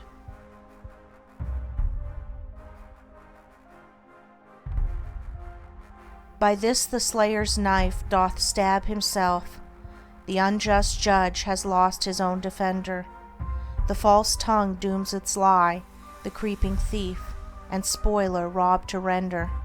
Such is the law. Passion also has its active and passive sides. Fool and fraud, oppressor and slave, aggressor and retaliator, the charlatan and the superstitious, complement each other and come together by the operation of the law of justice. Men unconsciously cooperate in the mutual production of affliction. The blind lead the blind, and both fall together into the ditch. Pain, grief, sorrow, and misery are the fruits of which passion is the flower. Where the passion-bound soul sees only injustice, the good man, who has conquered passion, sees cause and effect, sees the supreme justice. It is impossible for such a man to regard himself as treated unjustly, because he has ceased to see injustice. He knows that no one can injure or cheat him, having ceased to injure or cheat himself. However passionately or ignorantly men may act towards him, it cannot possibly cause him any pain, for he knows that whatever comes to him, it may be abuse and persecution, can only come as the effect of what he himself has formerly sent out.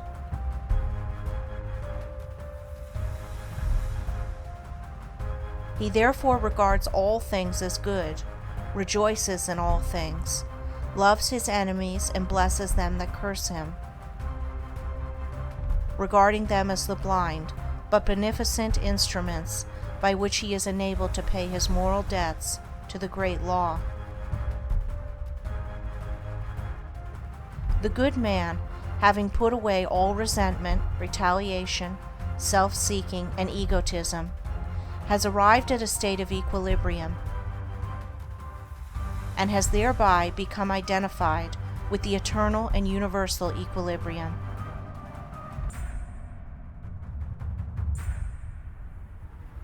Having lifted himself above the blind forces of passion, he understands those forces, contemplates them with a calm, penetrating insight, like the solitary dweller upon a mountain, who looks down upon the conflict of the storms beneath his feet.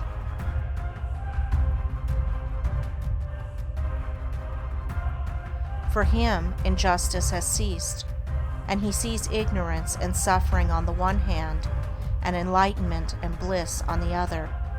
He sees that not only do the fool and the slave need his sympathy, but that the fraud and the oppressor are equally in need of it, and so his compassion is extended towards all. The supreme justice and the supreme love are one. Cause and effect cannot be avoided. Consequences cannot be escaped. While a man is given to hatred, resentment, anger, and condemnation, he is subject to injustice as the dreamer to his dream, and cannot do otherwise than see injustice. But he who has overcome those fiery and binding elements knows that unerring justice presides over all, and in reality there is no such thing as injustice in the whole of the universe.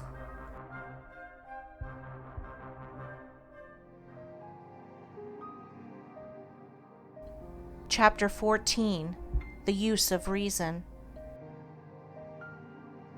We have heard it said that reason is a blind guide, and that it draws men away from truth rather than leads them to it.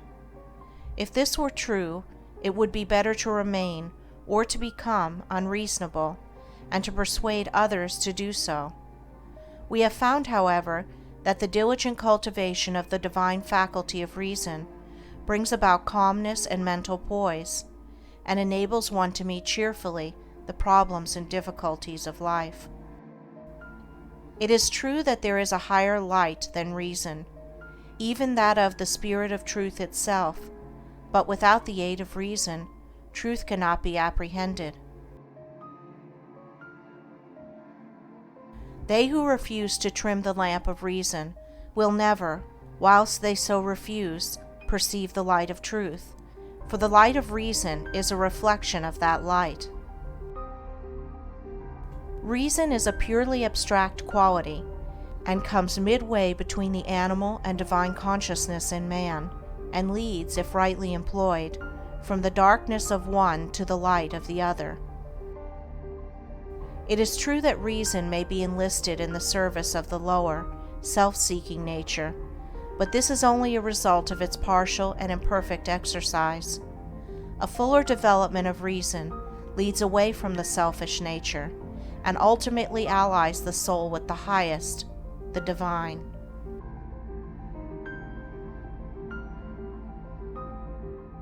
That spiritual Percival, who, searching for the holy grail of the perfect life, is again and again left alone and wearying in a land of sand and thorns, is not so stranded because he has followed reason, but because he is still clinging to, and is reluctant to leave, some remnants of his lower nature.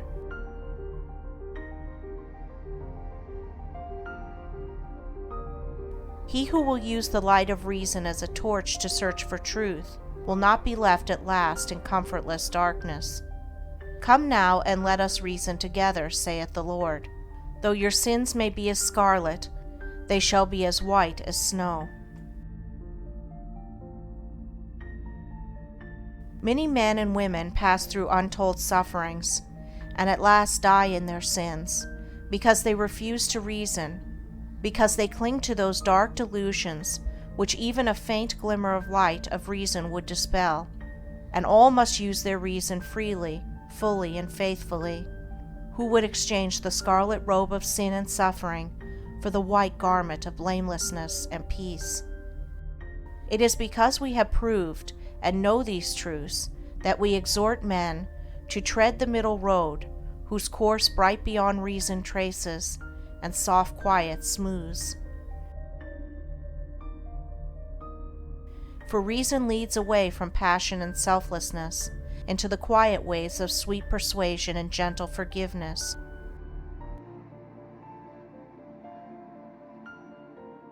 And he will never be led astray, nor will he follow blind guides, who faithfully adheres to the apostolic injunction, prove all things, and hold fast that which is good. They therefore who despise the light of reason, despise the light of truth.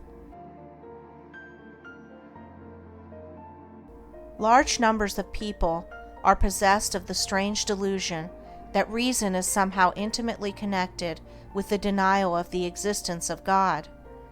This is probably due to the fact that those who try to prove that there is no God usually profess to take their stand upon reason.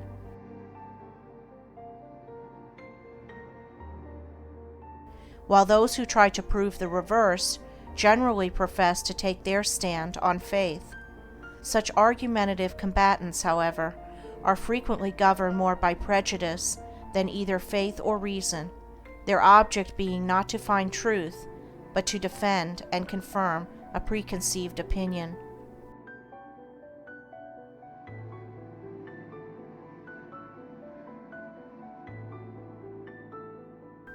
Reason is concerned not with ephemeral opinions, but with the established truth of things, and he who is possessed of the faculty of reason in its purity and excellence can never be enslaved by prejudice, and will put from him all preconceived opinions as worthless. He will never attempt to prove nor disprove, but after balancing extremes and bringing together all apparent contradictions, he will carefully and dispassionately weigh and consider them, and so arrive at truth. Reason is, in reality, associated with all that is pure and gentle, moderate and just. It is said of a violent man that he is unreasonable, of a kind and considerate man that he is reasonable, and of an insane man that he has lost his reason. Thus it is seen that the word is used, even to a great extent unconsciously, though none the less truly, in a very comprehensive sense, and though reason is not actually, love and thoughtfulness, and gentleness and sanity.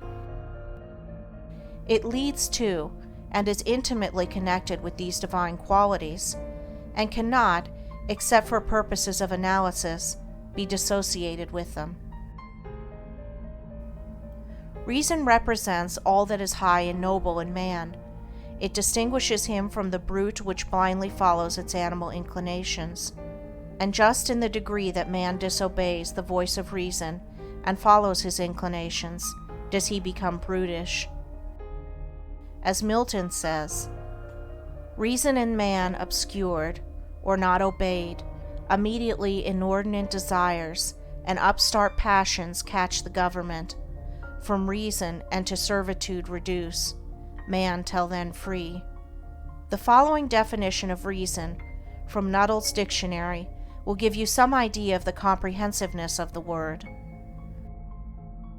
The cause, ground, principle, or motive of anything said or done, efficient cause, final cause, the faculty of intelligence in man, especially the faculty by which we arrive at necessary truth.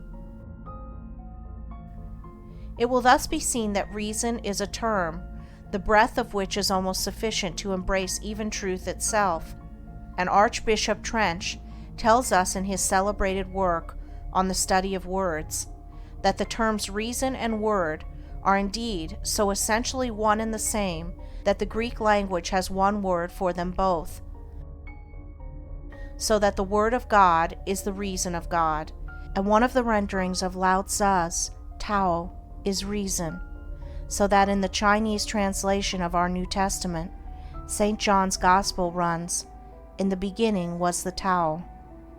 To the undeveloped and uncharitable mind, all words have narrow applications, but as a man enlarges his sympathies and broadens his intelligence, words become filled with rich meanings and assume comprehensive proportions.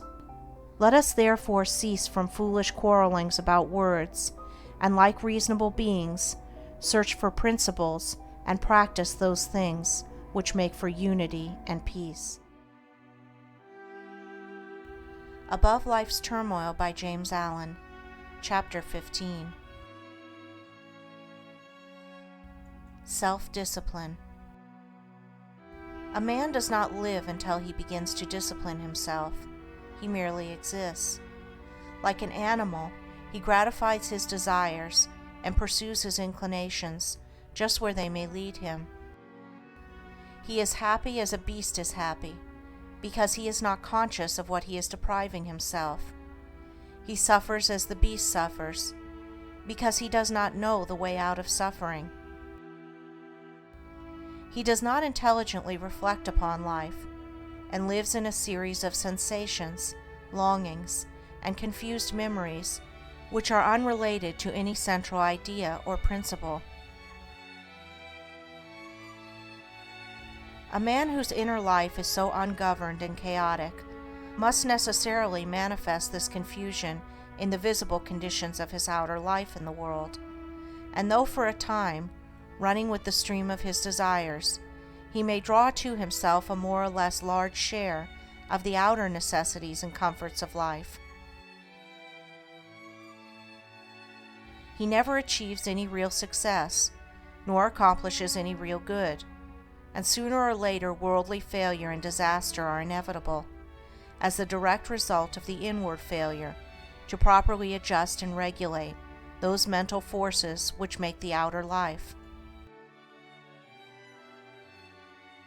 Before a man accomplishes anything of an enduring nature in the world, he must first of all acquire some measure of success in the management of his own mind. This is as mathematical a truism as that 2 and 2 are 4, for out of the heart are the issues of life. If a man cannot govern the forces within himself, he cannot hold a firm hand upon the outer activities which form his visible life. On the other hand, as a man succeeds in governing himself, he rises to higher and higher levels of power and usefulness and success in the world. The only difference between the life of the beast and that of the undisciplined man is that the man has a wider variety of desires and experiences a greater intensity of suffering. It may be said of such a man that he is dead, being truly dead, to self-control, chastity, fortitude, and all of the nobler qualities which constitute life.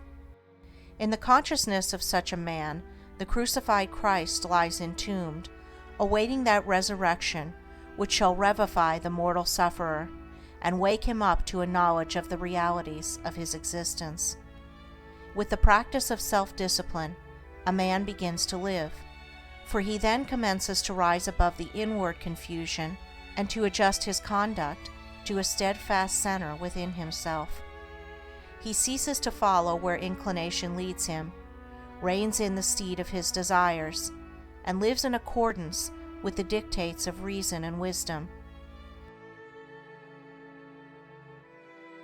Hitherto his life has been without purpose or meaning, but now he begins to consciously mold his own destiny. He is clothed in his right mind. In the process of self-discipline, there are 3 stages, namely: 1. Control. 2. Purification.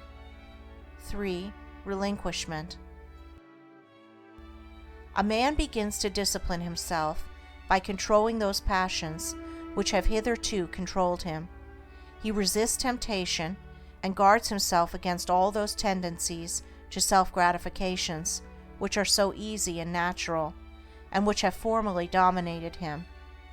He brings his appetite into subjection and begins to eat as a reasonable and responsible being, practicing moderation and thoughtfulness in the selection of his food, with the object of making his body a pure instrument through which he may live and act as becomes a man, and no longer degrading that body by pandering to gustatory pleasure.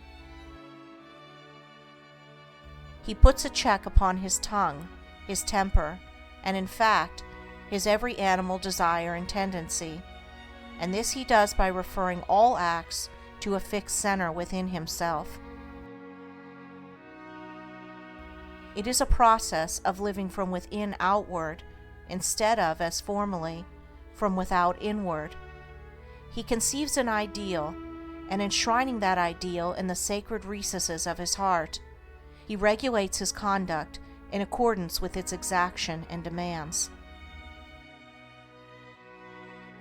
There is a philosophical hypothesis that at the heart of every atom and every aggregation of atoms in the universe, there is a motionless center, which is the sustaining source of all the universal activities. Be this as it may, there is certainly in the heart of every man and woman a selfless center, without which the outer man could not be, and the ignoring of which leads to suffering and confusion. The selfless center, which takes the form, in the mind, of an ideal of unselfishness and spotless purity, the attainment of which is desirable, is man's eternal refuge from the storms of passion and all the conflicting elements of his lower nature. It is the rock of ages, the Christ within, the divine and immortal in all men. As a man practices self-control, he approximates more and more to this inward reality, and is less and less swayed by passion and grief, pleasure and pain, and lives a steadfast and virtuous life, manifesting manly strength and fortitude. The restraining of the passions, however, is merely the initial stage in self-discipline, and is immediately followed by the process of purification. By this a man so purifies himself as to take passion out of the heart and mind altogether, not merely restraining it when it rises within him, but preventing it from rising altogether. By merely restraining his passions, a man can never arrive at peace, can never actualize his ideal. He must purify those passions. It is in the purification of his lower nature that a man becomes strong and godlike. standing firmly upon the ideal center within, and rendering all temptations powerless and ineffectual. This purification is effected by thoughtful care, earnest meditation, and holy aspiration, and as success is achieved, confusion of mind and life pass away, and calmness of mind and spiritualized conduct ensure. True strength and power and usefulness are born of self-purification, for the lower animal forces are not lost, but are transmuted into intellectual and spiritual energy. The pure life, pure in thought and deed, is a life of conservation of energy. The impure life, even though the impurity should not extend beyond thought, is a life of dissipation of energy. The pure man is more capable, and therefore more fit to succeed in his plans and to accomplish his purposes, than the impure. Where the impure man fails, the pure man will step in and be victorious, because he directs his energies with a calmer mind and a greater definiteness and strength of purpose. With the growth in purity, all the elements which constitute a strong and virtuous manhood are developed in an increasing degree of power, and as man brings his lower nature into subjection and makes his passions do his bidding, just so much will he mold the outer circumstances of his life and influence others for good. The third stage of self-discipline, that of relinquishment, is a process of letting the lower desires and all impure and unworthy thoughts drop out of the mind, and also refusing to give them any admittance, leaving them to perish. As a man grows purer, he perceives that all evil is powerless unless it receives his encouragement, and so he ignores it and lets it pass out of his life. It is by pursuing this aspect of self-discipline that a man enters into and realizes the divine life, and manifests those qualities which are distinctly divine, such as wisdom, patience, non-resistance, compassion, and love.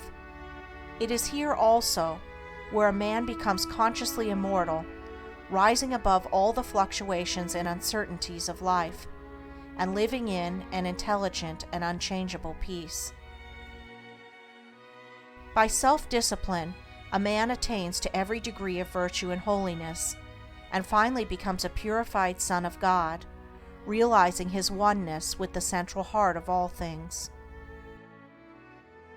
Without self-discipline, a man drifts lower and lower, approximating more and more nearly to the beast, until at last he grovels, a lost creature, in the mirror of his own befoulment. By self-discipline, a man rises higher and higher, approximating more and more nearly to the divine, until at last he stands erect in his divine dignity, a saved soul, glorified by the radiance of his purity. Let a man discipline himself, and he will live. Let a man cease to discipline himself, and he will perish.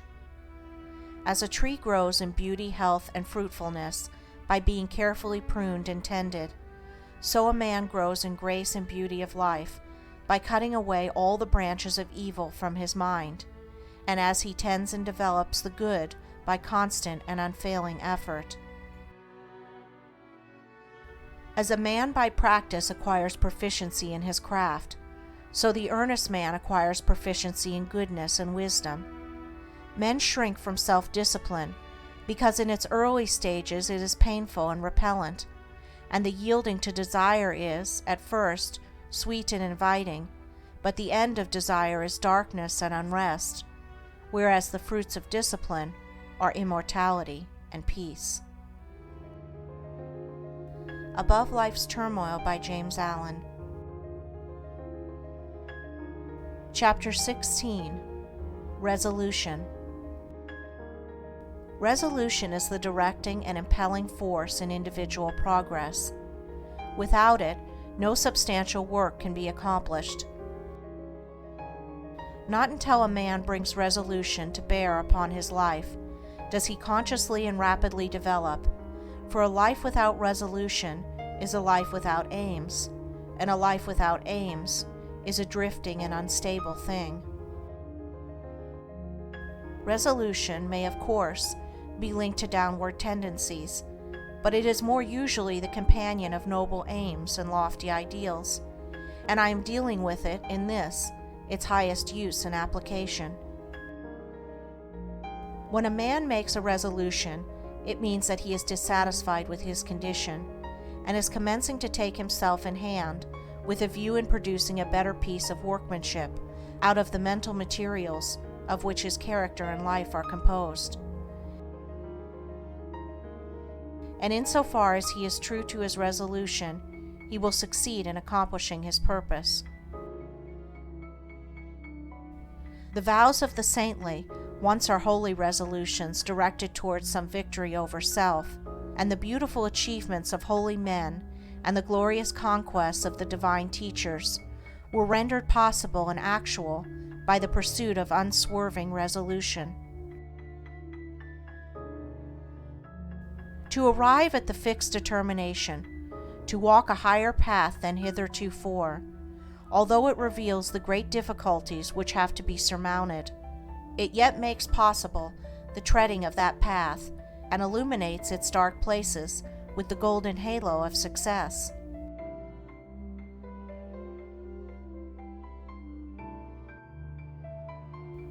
The true resolution is the crisis of long thought, protracted struggle, or fervent but unsatisfied aspiration. It is no light thing, no whimsical impulse or vague desire, but a solemn and irrevocable determination not to rest nor cease from effort until the high purpose which is held in view is fully accomplished. Half-hearted and premature resolution is no resolution at all, and it is shattered by the first difficulty. A man should be slow to form a resolution. He should searchingly examine his position and take into consideration every circumstance and difficulty connected with his decision, and should be fully prepared to meet them. He should be sure that he completely understands the nature of his resolution, that his mind is finally made up, and that he is without fear and doubt in the matter. With the mind thus prepared, the resolution that is formed will not be departed from, and by the aid of it a man will, in due time, accomplish his strong purpose. Hasty resolutions are futile. The mind must be fortified to endure. Immediately, the resolution to walk a higher path is made, temptation and trial begin. Men have found that no sooner have they decided to lead a truer and nobler life than they have been overwhelmed with such a torrent of new temptations and difficulties as to make their position almost unendurable, and many men, because of this, relinquish their resolution. But these temptations and trials are a necessary part of the work of regeneration upon which the man has decided, and must be hailed as friends and met with courage if the resolution is to do its work. For what is the real nature of a resolution? Is it not the sudden checking of a particular stream of conduct and the endeavor to open up an entirely new channel? Think of an engineer who decides to turn the course of a powerfully running stream or river in another direction. He must first cut out his new channel, and must take every precaution to avoid failure in the carrying out of his undertaking. But when he comes to the all-important task of directing the stream into its new channel, then the flowing force, which for ages has steadily pursued its accustomed course, becomes refractory,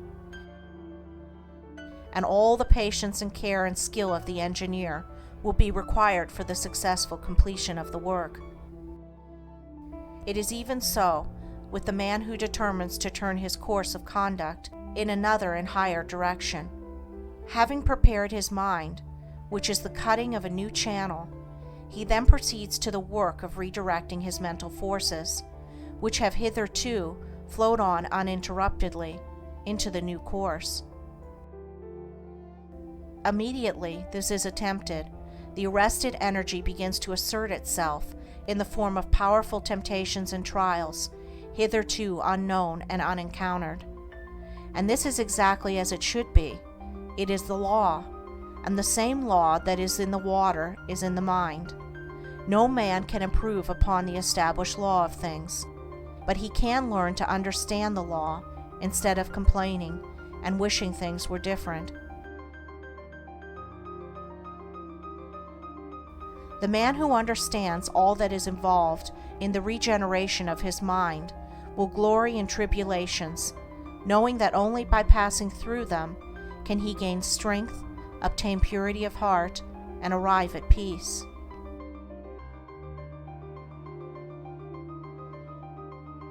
And as the engineer at last, perhaps after many mistakes and failures, succeeds in getting the stream to flow on peacefully in the broader and better channel, and the turbulence of the water is spent, and all dams can be removed, so the man of resolution at last succeeds in directing his thoughts and acts into the better and nobler way to which he aspires, and temptations and trials give place to steadfast strength and settled peace. He whose life is not in harmony with his conscience, and who is anxious to remedy his mind and conduct in a particular direction, let him first mature his purpose by earnest thought and self-examination, and having arrived at a final conclusion, let him frame his resolution.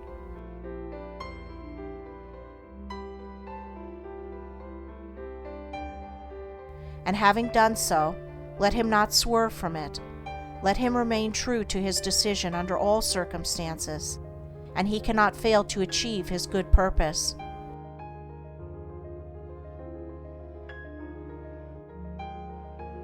For the great law ever shields and protects him who, no matter how deep his sins, or how great his many failures and mistakes, has, deep in his heart, resolved upon the finding of a better way, and every obstacle must at last give way before a matured and unshaken resolution. Above Life's Turmoil by James Allen, Chapter 17. The Glorious Conquest. Truth can only be apprehended by the conquest of self. Blessedness can only be arrived at by overcoming the lower nature. The way of truth is barred by a man's self.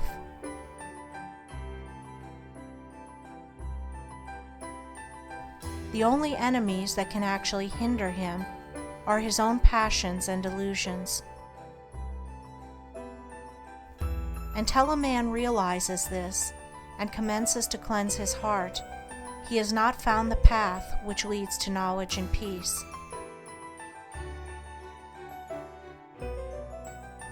Until passion is transcended, truth remains unknown. This is the divine law. A man cannot keep his passions and have truth as well. Error is not slain until selfishness is dead. The overcoming of self is no mystical theory, but a very real and practical thing. It is a process which must be pursued daily and hourly, with unswerving faith and undaunted resolution, if any measure of success is to be achieved. The process is one of orderly growth, having its sequential stages, like the growth of a tree, and as fruit can only be produced by carefully and patiently training the tree, even so the pure and satisfying fruits of holiness can only be obtained by faithfully and patiently training the mind in the growth of right thought and conduct.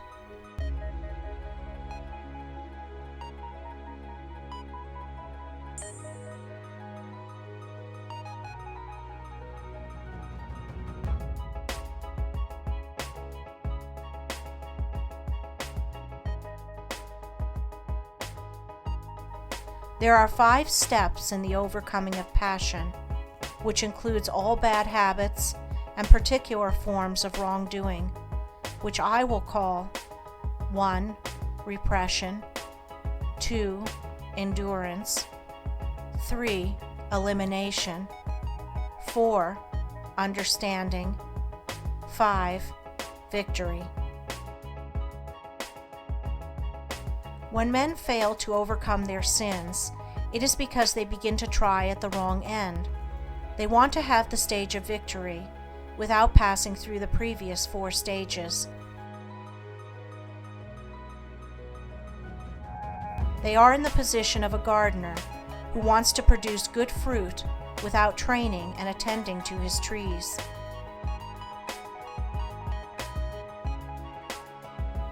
Repression consists in checking and controlling the wrong act, such as an outburst of temper, a hasty or unkind word, a selfish indulgence, etc., and not allowing it to take actual form.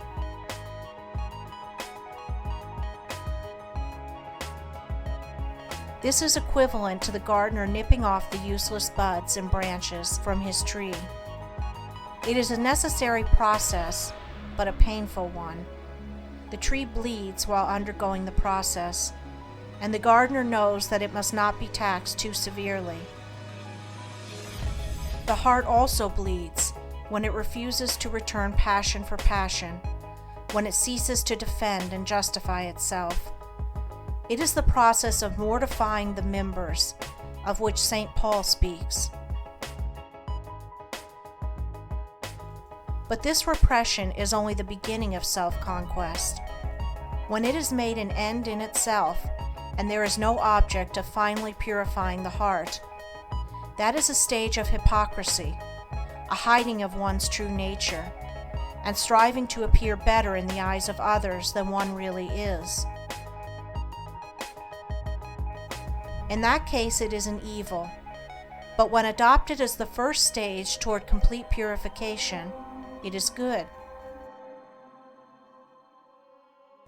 Its practice leads to the second stage of endurance, or forbearance, in which one silently endures the pain which arises in the mind when it is brought in contact with certain actions and attitudes of other minds toward one.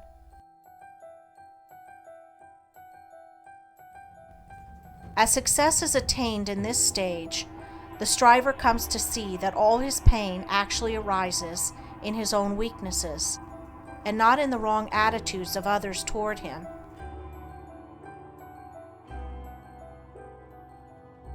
These latter being merely the means by which his sins are brought to the surface and revealed to him.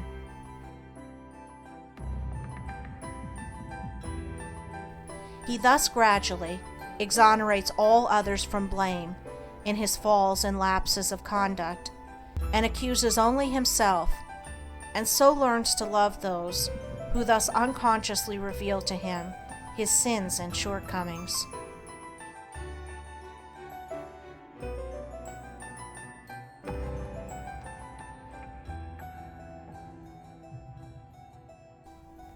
Having passed through these 2 stages of self-crucifixion, the disciple enters the third, that of elimination, in which the wrong thought which lay behind the wrong act is cast from the mind immediately it appears.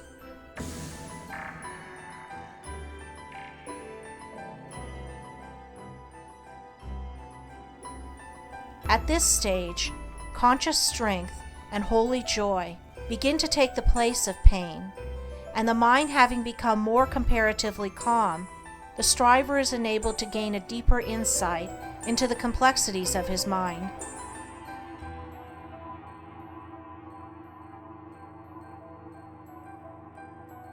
And thus to understand the inception, growth, and outworking of sin. This is the stage of understanding. Perfection in understanding leads to the final conquest of self, a conquest so complete that sin can no more rise in the mind even as a thought or impression.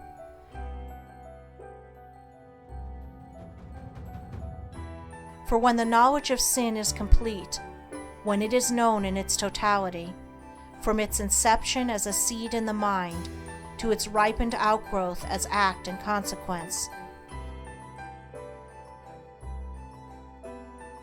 then it can no more be allowed a place in life, but it is abandoned forever. Then the mind is at peace. The wrong acts of others no longer arouse wrong and pain in the mind of the disciple. He is glad and calm and wise. He is filled with love, and blessedness abides with him. And this is victory.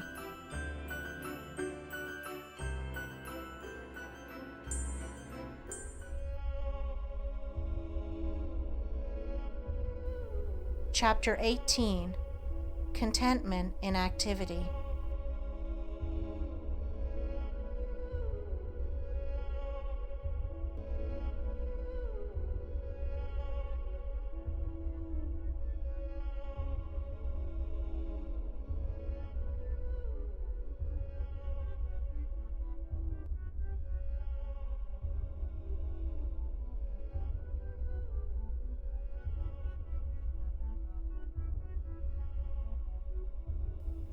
The confounding of a positive spiritual virtue or principle with a negative animal vice is common amongst writers, even of what is called the advanced thought school. And much valuable energy is frequently expended in criticizing and condemning, where a little calm and reasoning would have revealed a greater light and led to the exercise of a broader charity.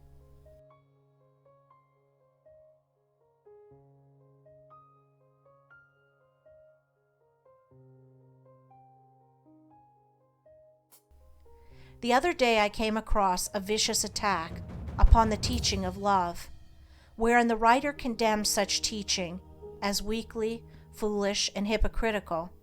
Needless to say, that which he was condemning as love was merely weak sentimentality and hypocrisy.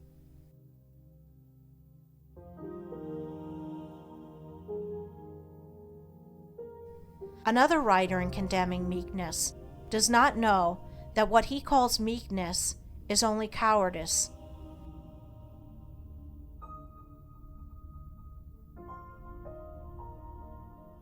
While another who attacks chastity as a snare is really confusing painful and hypocritical restraint with the virtue of chastity.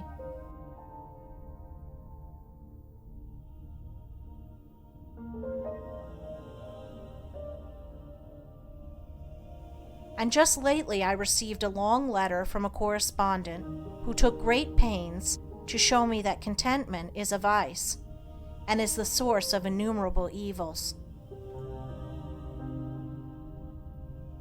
That which my correspondent called contentment is, of course, animal indifference.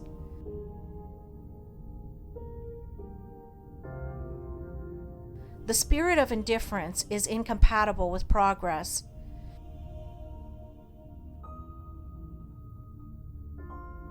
Whereas the spirit of contentment may, and does, attend the highest form of activity, the truest advancement and development. Indolence is the twin sister of indifference, but cheerful and ready action is the friend of contentment. Contentment is a virtue which becomes lofty and spiritual in its later developments, as the mind is trained to perceive and the heart to receive the guidance in all things of a merciful law.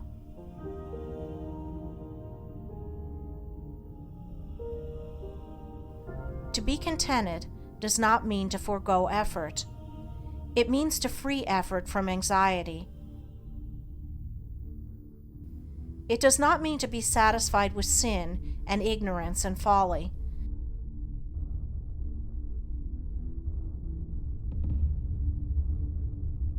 But to rest happily in duty done, work accomplished.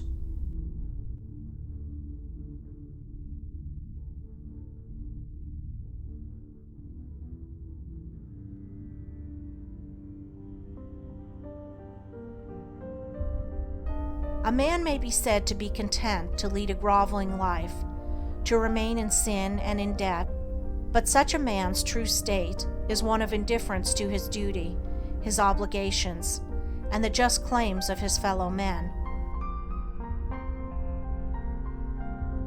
He cannot truly be said to possess the virtue of contentment. He does not experience the pure and abiding joy, which is the accompaniment of active contentment.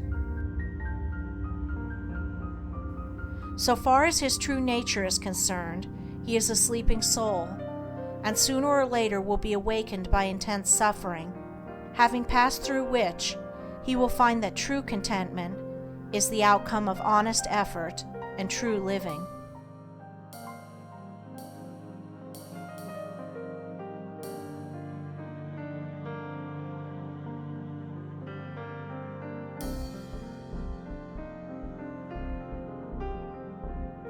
There are 3 things with which a man should be content.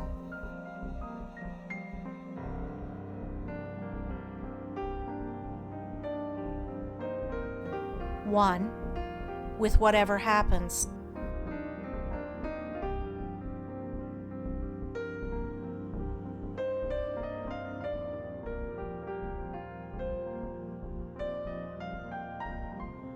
2.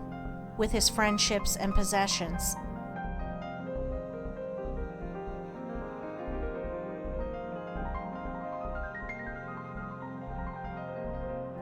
3. With his pure thoughts.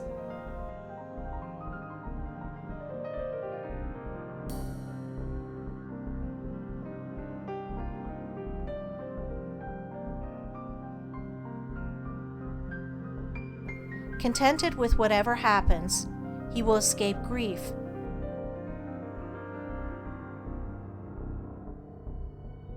With his friends and possessions, he will avoid anxiety and wretchedness.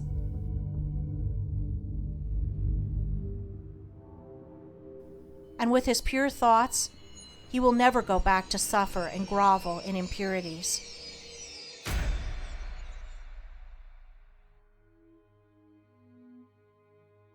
There are 3 things with which a man should not be content.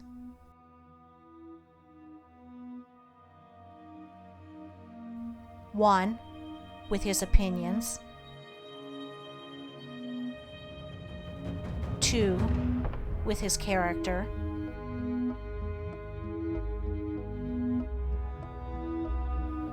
3. With his spiritual condition.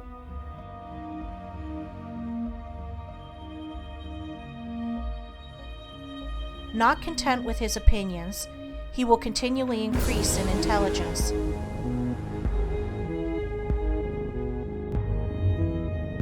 Not content with his character, he will ceaselessly grow in strength and virtue.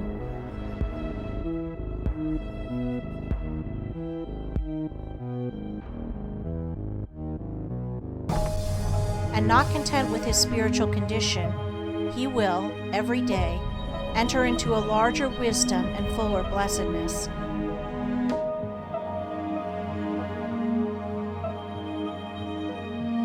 In a word, a man should be contented, but not indifferent to his development as a responsible and spiritual being.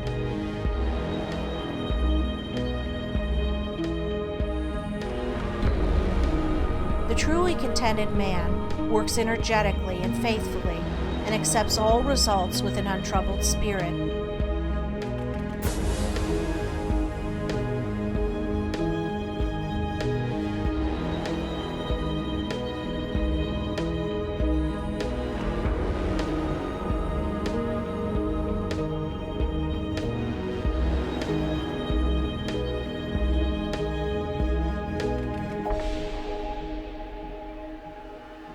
Trusting at first that all is well,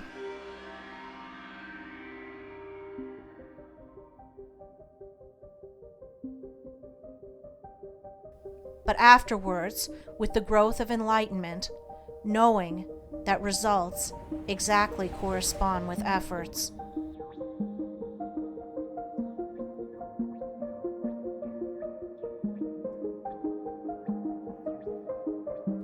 whatsoever material possessions come to him,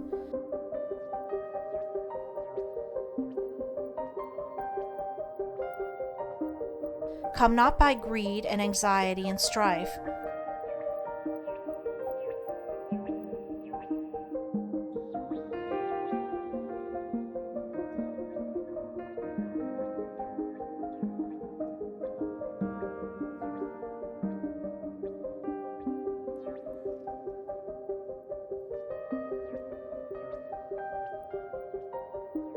but by right thought, wise action, and pure exertion.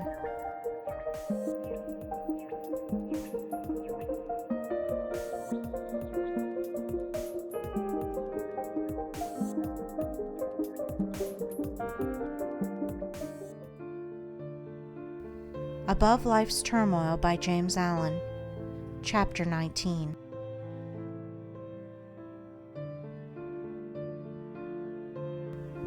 The Temple of Brotherhood.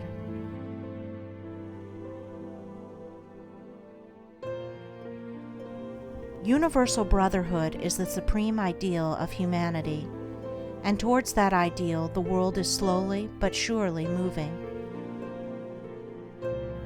Today, as never before, numbers of earnest men and women are striving to make this ideal tangible and real. Fraternities are springing up on every hand, and press and pulpit, the world over, are preaching the brotherhood of man.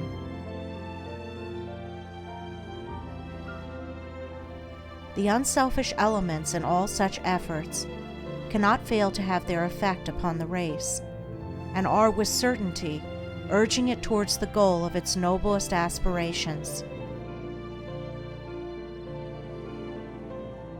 But the ideal state has not yet manifested through any outward organization, and societies formed for the purpose of propagating brotherhood are continually being shattered to pieces by internal dissension.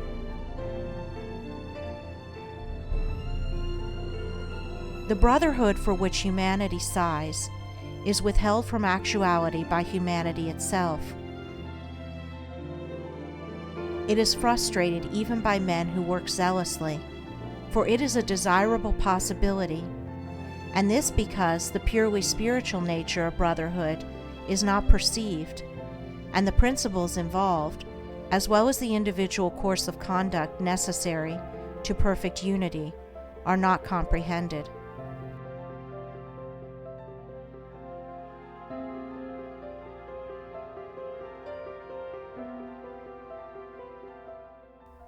Brotherhood as a human organization cannot exist so long as any degree of self-seeking reigns in the hearts of men and women who band themselves together for any purpose, as such self-seeking must eventually rend the seamless coat of loving unity. But although organized brotherhood has so far largely failed, any man may realize brotherhood in its perfection and know it in all its beauty and completion, if he will make himself of a wise, pure, and loving spirit, removing from his mind every element of strife, and learning to practice those divine qualities without which brotherhood is but a mere theory, opinion, or elusive dream.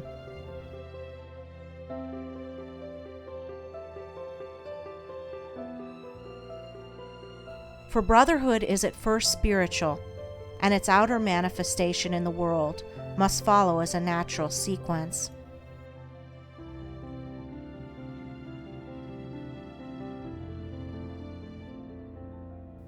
As a spiritual reality, it must be discovered by each man for himself.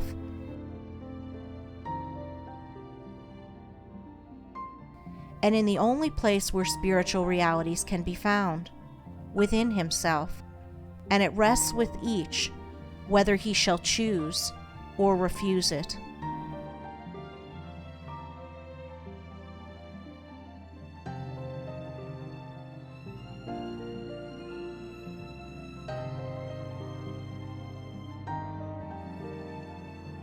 There are four chief tendencies in the human mind, which are destructive of brotherhood, and which bar the way to its comprehension, namely, pride, self-love, hatred, condemnation. Where these are, there can be no brotherhood. In whatsoever heart these hold sway, discord rules, and brotherhood is not realized. For these tendencies are, in their very nature, dark and selfish, and always make for disruption and destruction.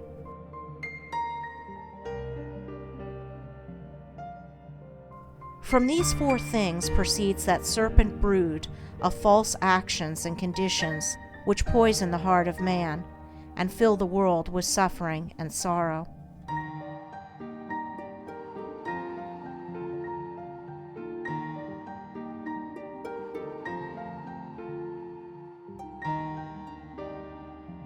Out of the spirit of pride proceed envy, resentment, and opinionativeness.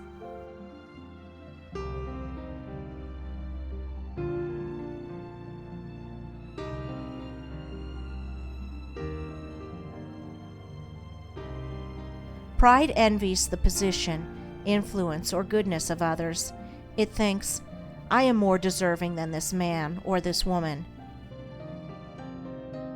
It also continually finds occasion for resenting the actions of others, and says, I have been snubbed, I have been insulted, and thinking altogether of his own excellence, it sees no excellence in others.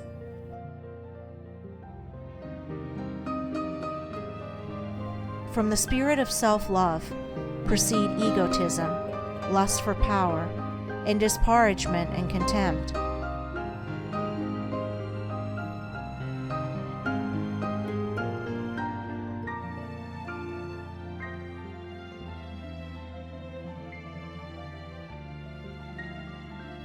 Self-love worships the personality in which it moves.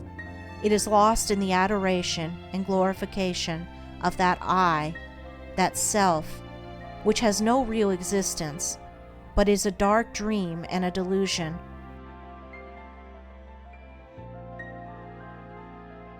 It desires preeminence over others and thinks, I am great, I am more important than others. It also disparages others, and bestows upon them contempt, seeing no beauty in them, being lost in the contemplation of its own beauty.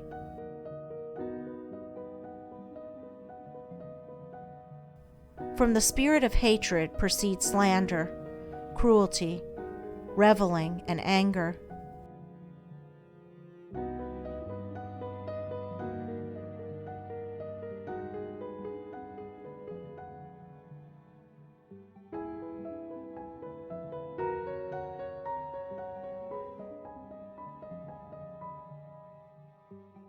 It strives to overcome evil by adding evil to it. It says, This man has spoken of me ill. I will speak still more ill of him, and thus teach him a lesson. It mistakes cruelty for kindness, and causes its possessor to revile a reproving friend. It feeds the flame of anger with bitter and rebellious thoughts.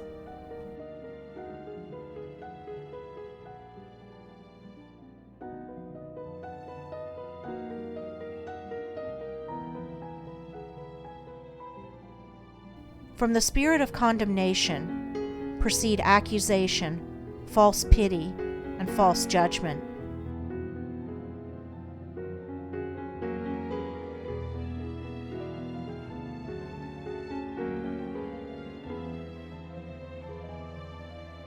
It feeds itself on the contemplation of evil and cannot see the good. It has eyes for evil only, and finds it in almost everything and every person.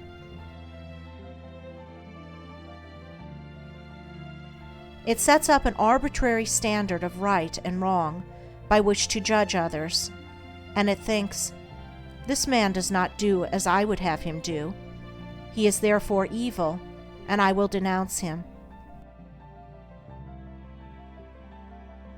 So blind is the spirit of condemnation that whilst rendering its possessor incapable of judging himself, it causes him to set up as the judge of all the earth. From the 4 tendencies enumerated, no element of brotherliness can proceed. They are deadly mental poisons, and he who allows them to rankle in his mind cannot apprehend the peaceful principles on which brotherhood rests. Then there are chiefly 4 divine qualities, which are productive of brotherhood, which are, as it were, the foundation stones on which it rests, namely, humility,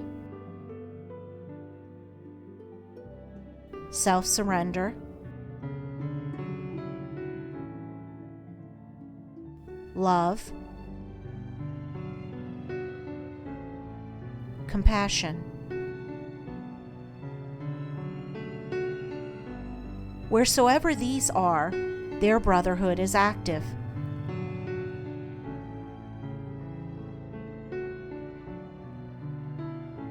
In whatsoever heart these qualities are dominant, their brotherhood is an established reality, for they are, in their very nature, unselfish and are filled with the revealing light of truth. There is no darkness in them, and where they are, so powerful is their light, that the dark tendencies cannot remain, but are dissolved and dissipated.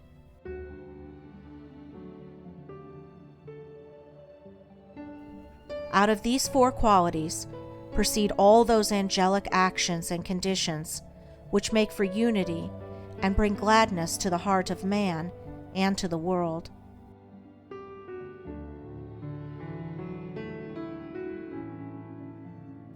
From the spirit of humility proceed meekness and peacefulness. From self-surrender come patience, wisdom, and true judgment. From love spring kindness, joy, and harmony. And from compassion proceed gentleness and forgiveness.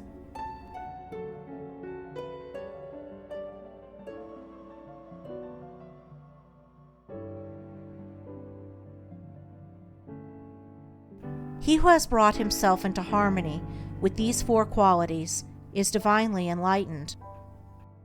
He sees whence the actions of men proceed and whither they tend, and therefore can no longer live in the exercise of the dark tendencies. He has realized brotherhood in its completion as freedom from malice, from envy, from bitterness, from contention, from condemnation.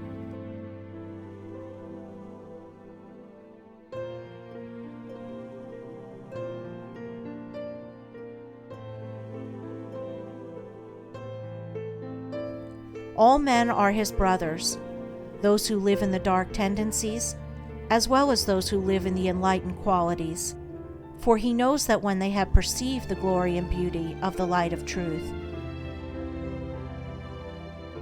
the dark tendencies will be dispelled from their minds. He has but one attitude of mind towards all, that of goodwill.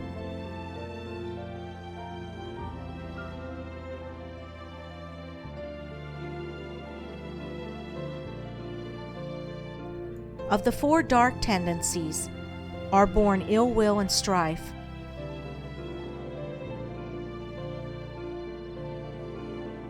Of the 4 divine qualities are born goodwill and peace.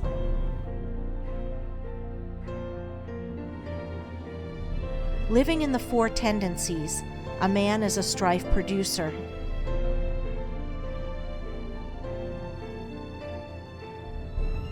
Living in the 4 qualities, a man is a peacemaker.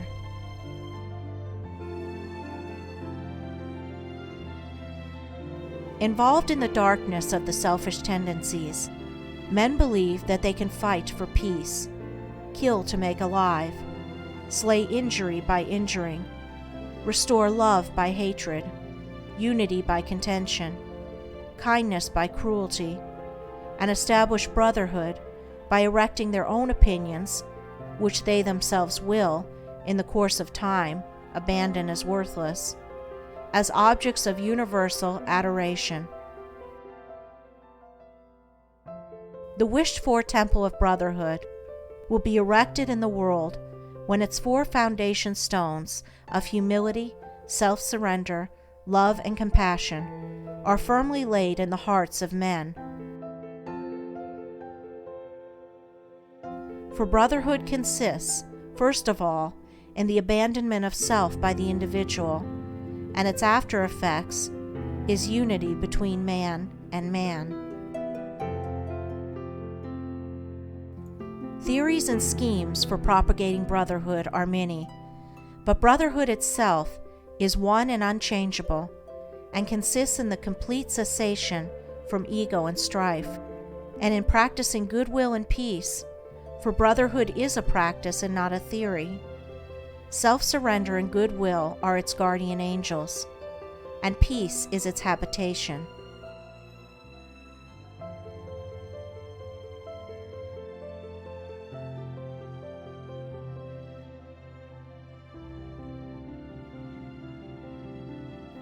Where two are determined to maintain an opposing opinion, the clinging to self and ill will are there, and brotherhood is absent.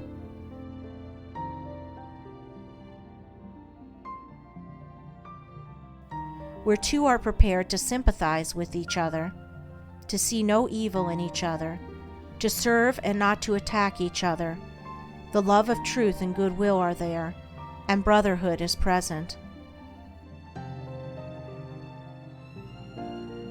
All strifes, divisions, and wars inhere in the proud, unyielding self.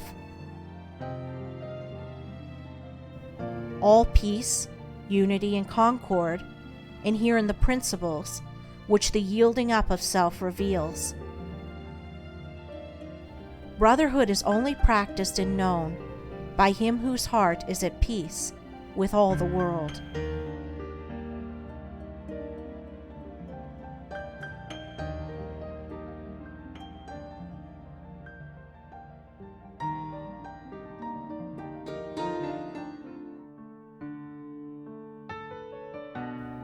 Chapter 20.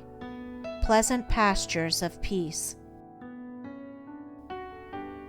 He who aspires to the bettering of himself and humanity should ceaselessly strive to arrive at the exercise of that blessed attitude of mind by which he is enabled to put himself mentally and sympathetically in the place of others, and so, instead of harshly and falsely judging them, and thereby making himself unhappy, without adding to the happiness of those others, he will enter into their experience, will understand their particular frame of mind, and will feel for them and sympathize with them.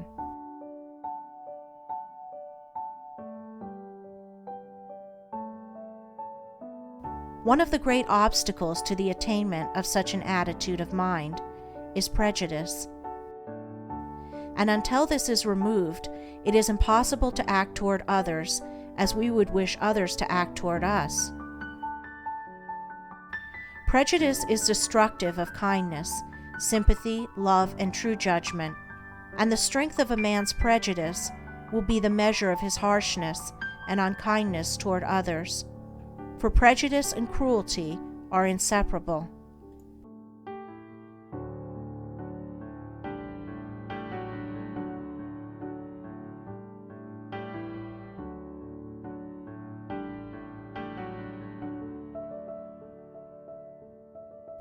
There is no rationality in prejudice, and immediately it is aroused in a man, he ceases to act as a reasonable being, and gives way to rashness, anger, and injurious excitement.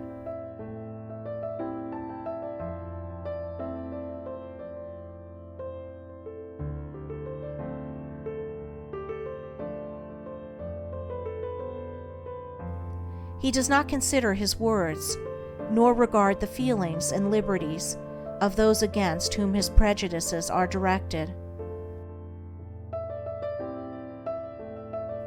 he has, for the time being, forfeited his manhood and has descended to the level of an irrational creature.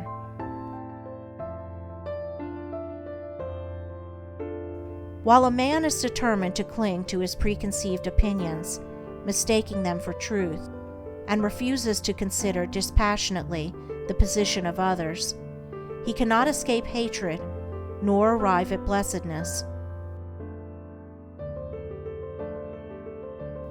The man who strives after gentleness, who aspires to act unselfishly toward others, will put away all his passionate prejudice and petty opinions, and will gradually acquire the power of thinking and feeling for others, of understanding their particular state of ignorance or knowledge, and thereby entering fully into their hearts and lives, sympathizing with them, and seeing them as they really are.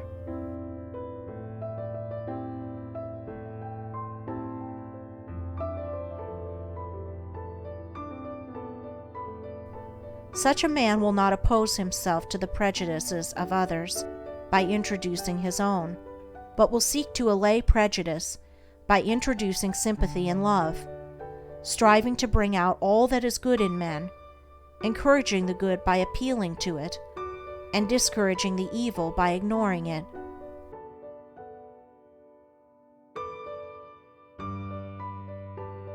He will realize the good in the unselfish efforts of others, though their outward methods may be very different from his own, and will so rid his heart of hatred, and will fit it with love and blessedness.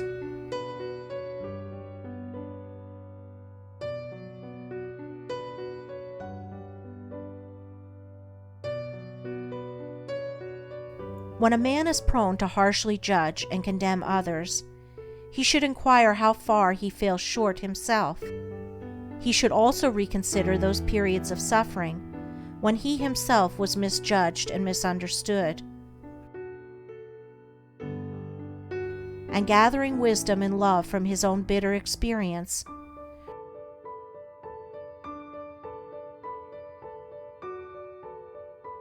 should studiously and self-sacrificingly refrain from piercing with anguish hearts that are as yet too weak to ignore, too immature and uninstructed to understand.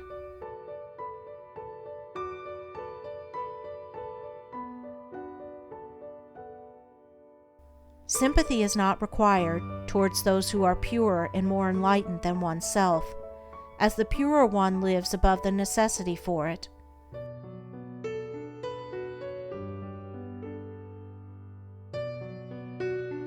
In such a case, reverence should be exercised, with a striving to lift oneself up to the purer level, and so enter into possession of the larger life.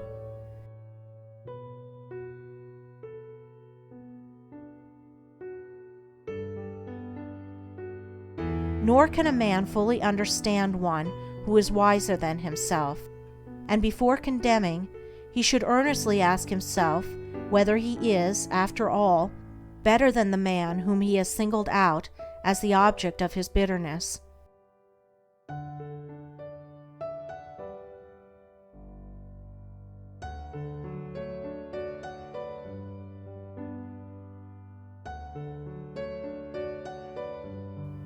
If he is, let him bestow sympathy.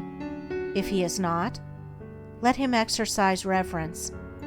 For thousands of years the sages have taught, both by precept and example, that evil is only overcome by good, yet still that lesson, for the majority, remains unlearned.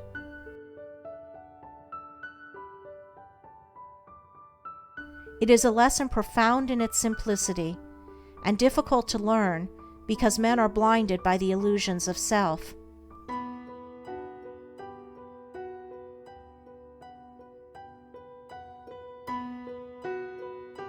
Men are still engaged in resenting, condemning, and fighting the evil in their own fellow men, thereby increasing the delusion in their own hearts, and adding to the world sum of misery and suffering.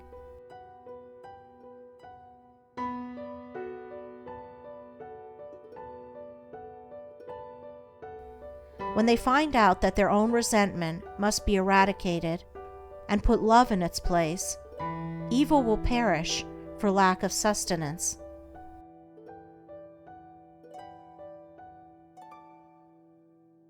With burning brain and heart of hate, I sought my wronger early, late, and all the wretched night and day, my dream and thought was slay and slay. My better self rose uppermost, the beast within my bosom lost. Itself in love, peace from afar, shone o'er me radiant like a star.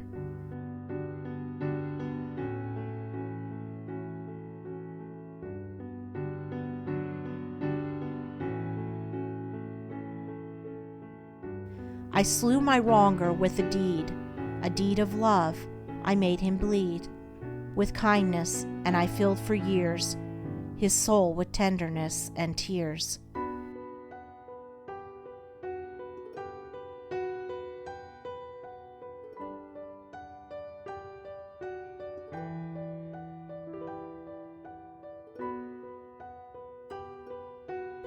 Dislike, resentment, and condemnation are all forms of hatred, and evil cannot cease until these are taken out of the heart.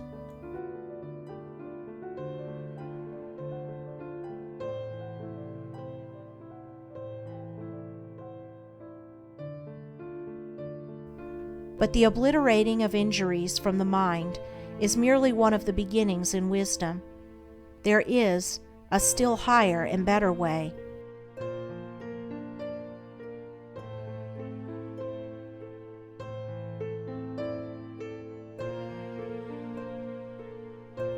And that way is so to purify the heart and enlighten the mind, that far from having to forget injuries, there will be none to remember.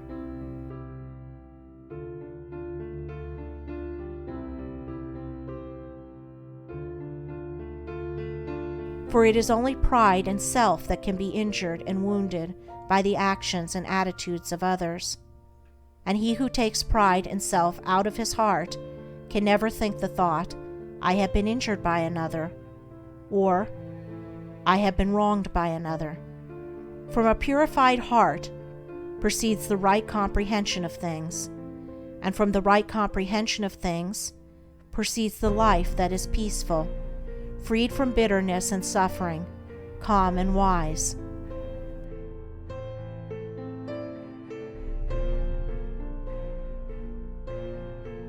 He who thinks, this man has injured me, has not perceived the truth in life, falls short of that enlightenment which disperses the erroneous idea of evil as a thing to be hatefully resented.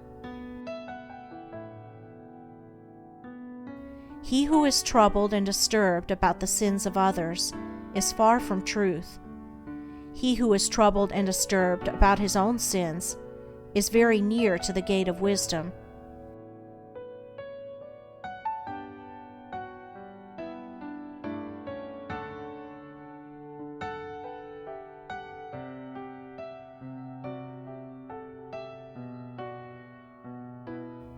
He in whose heart the flames of resentment burn cannot know peace, nor understand truth. He who will banish resentment from his heart will know and understand. He who has taken evil out of his heart cannot resent or resist it in others, for he is enlightened as to its origin and nature, and knows it as a manifestation of the mistakes of ignorance.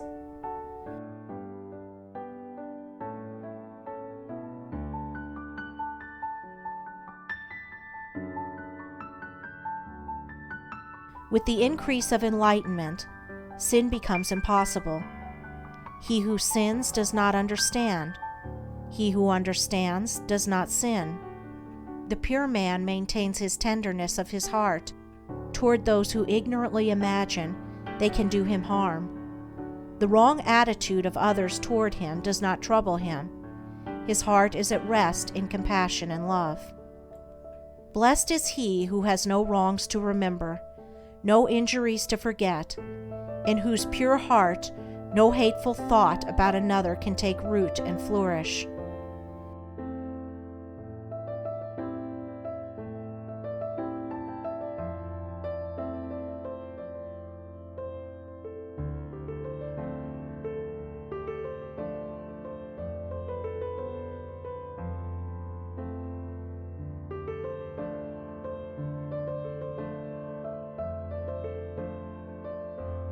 Let those who aim at the right life, who believe that they love truth, cease to passionately oppose themselves to others.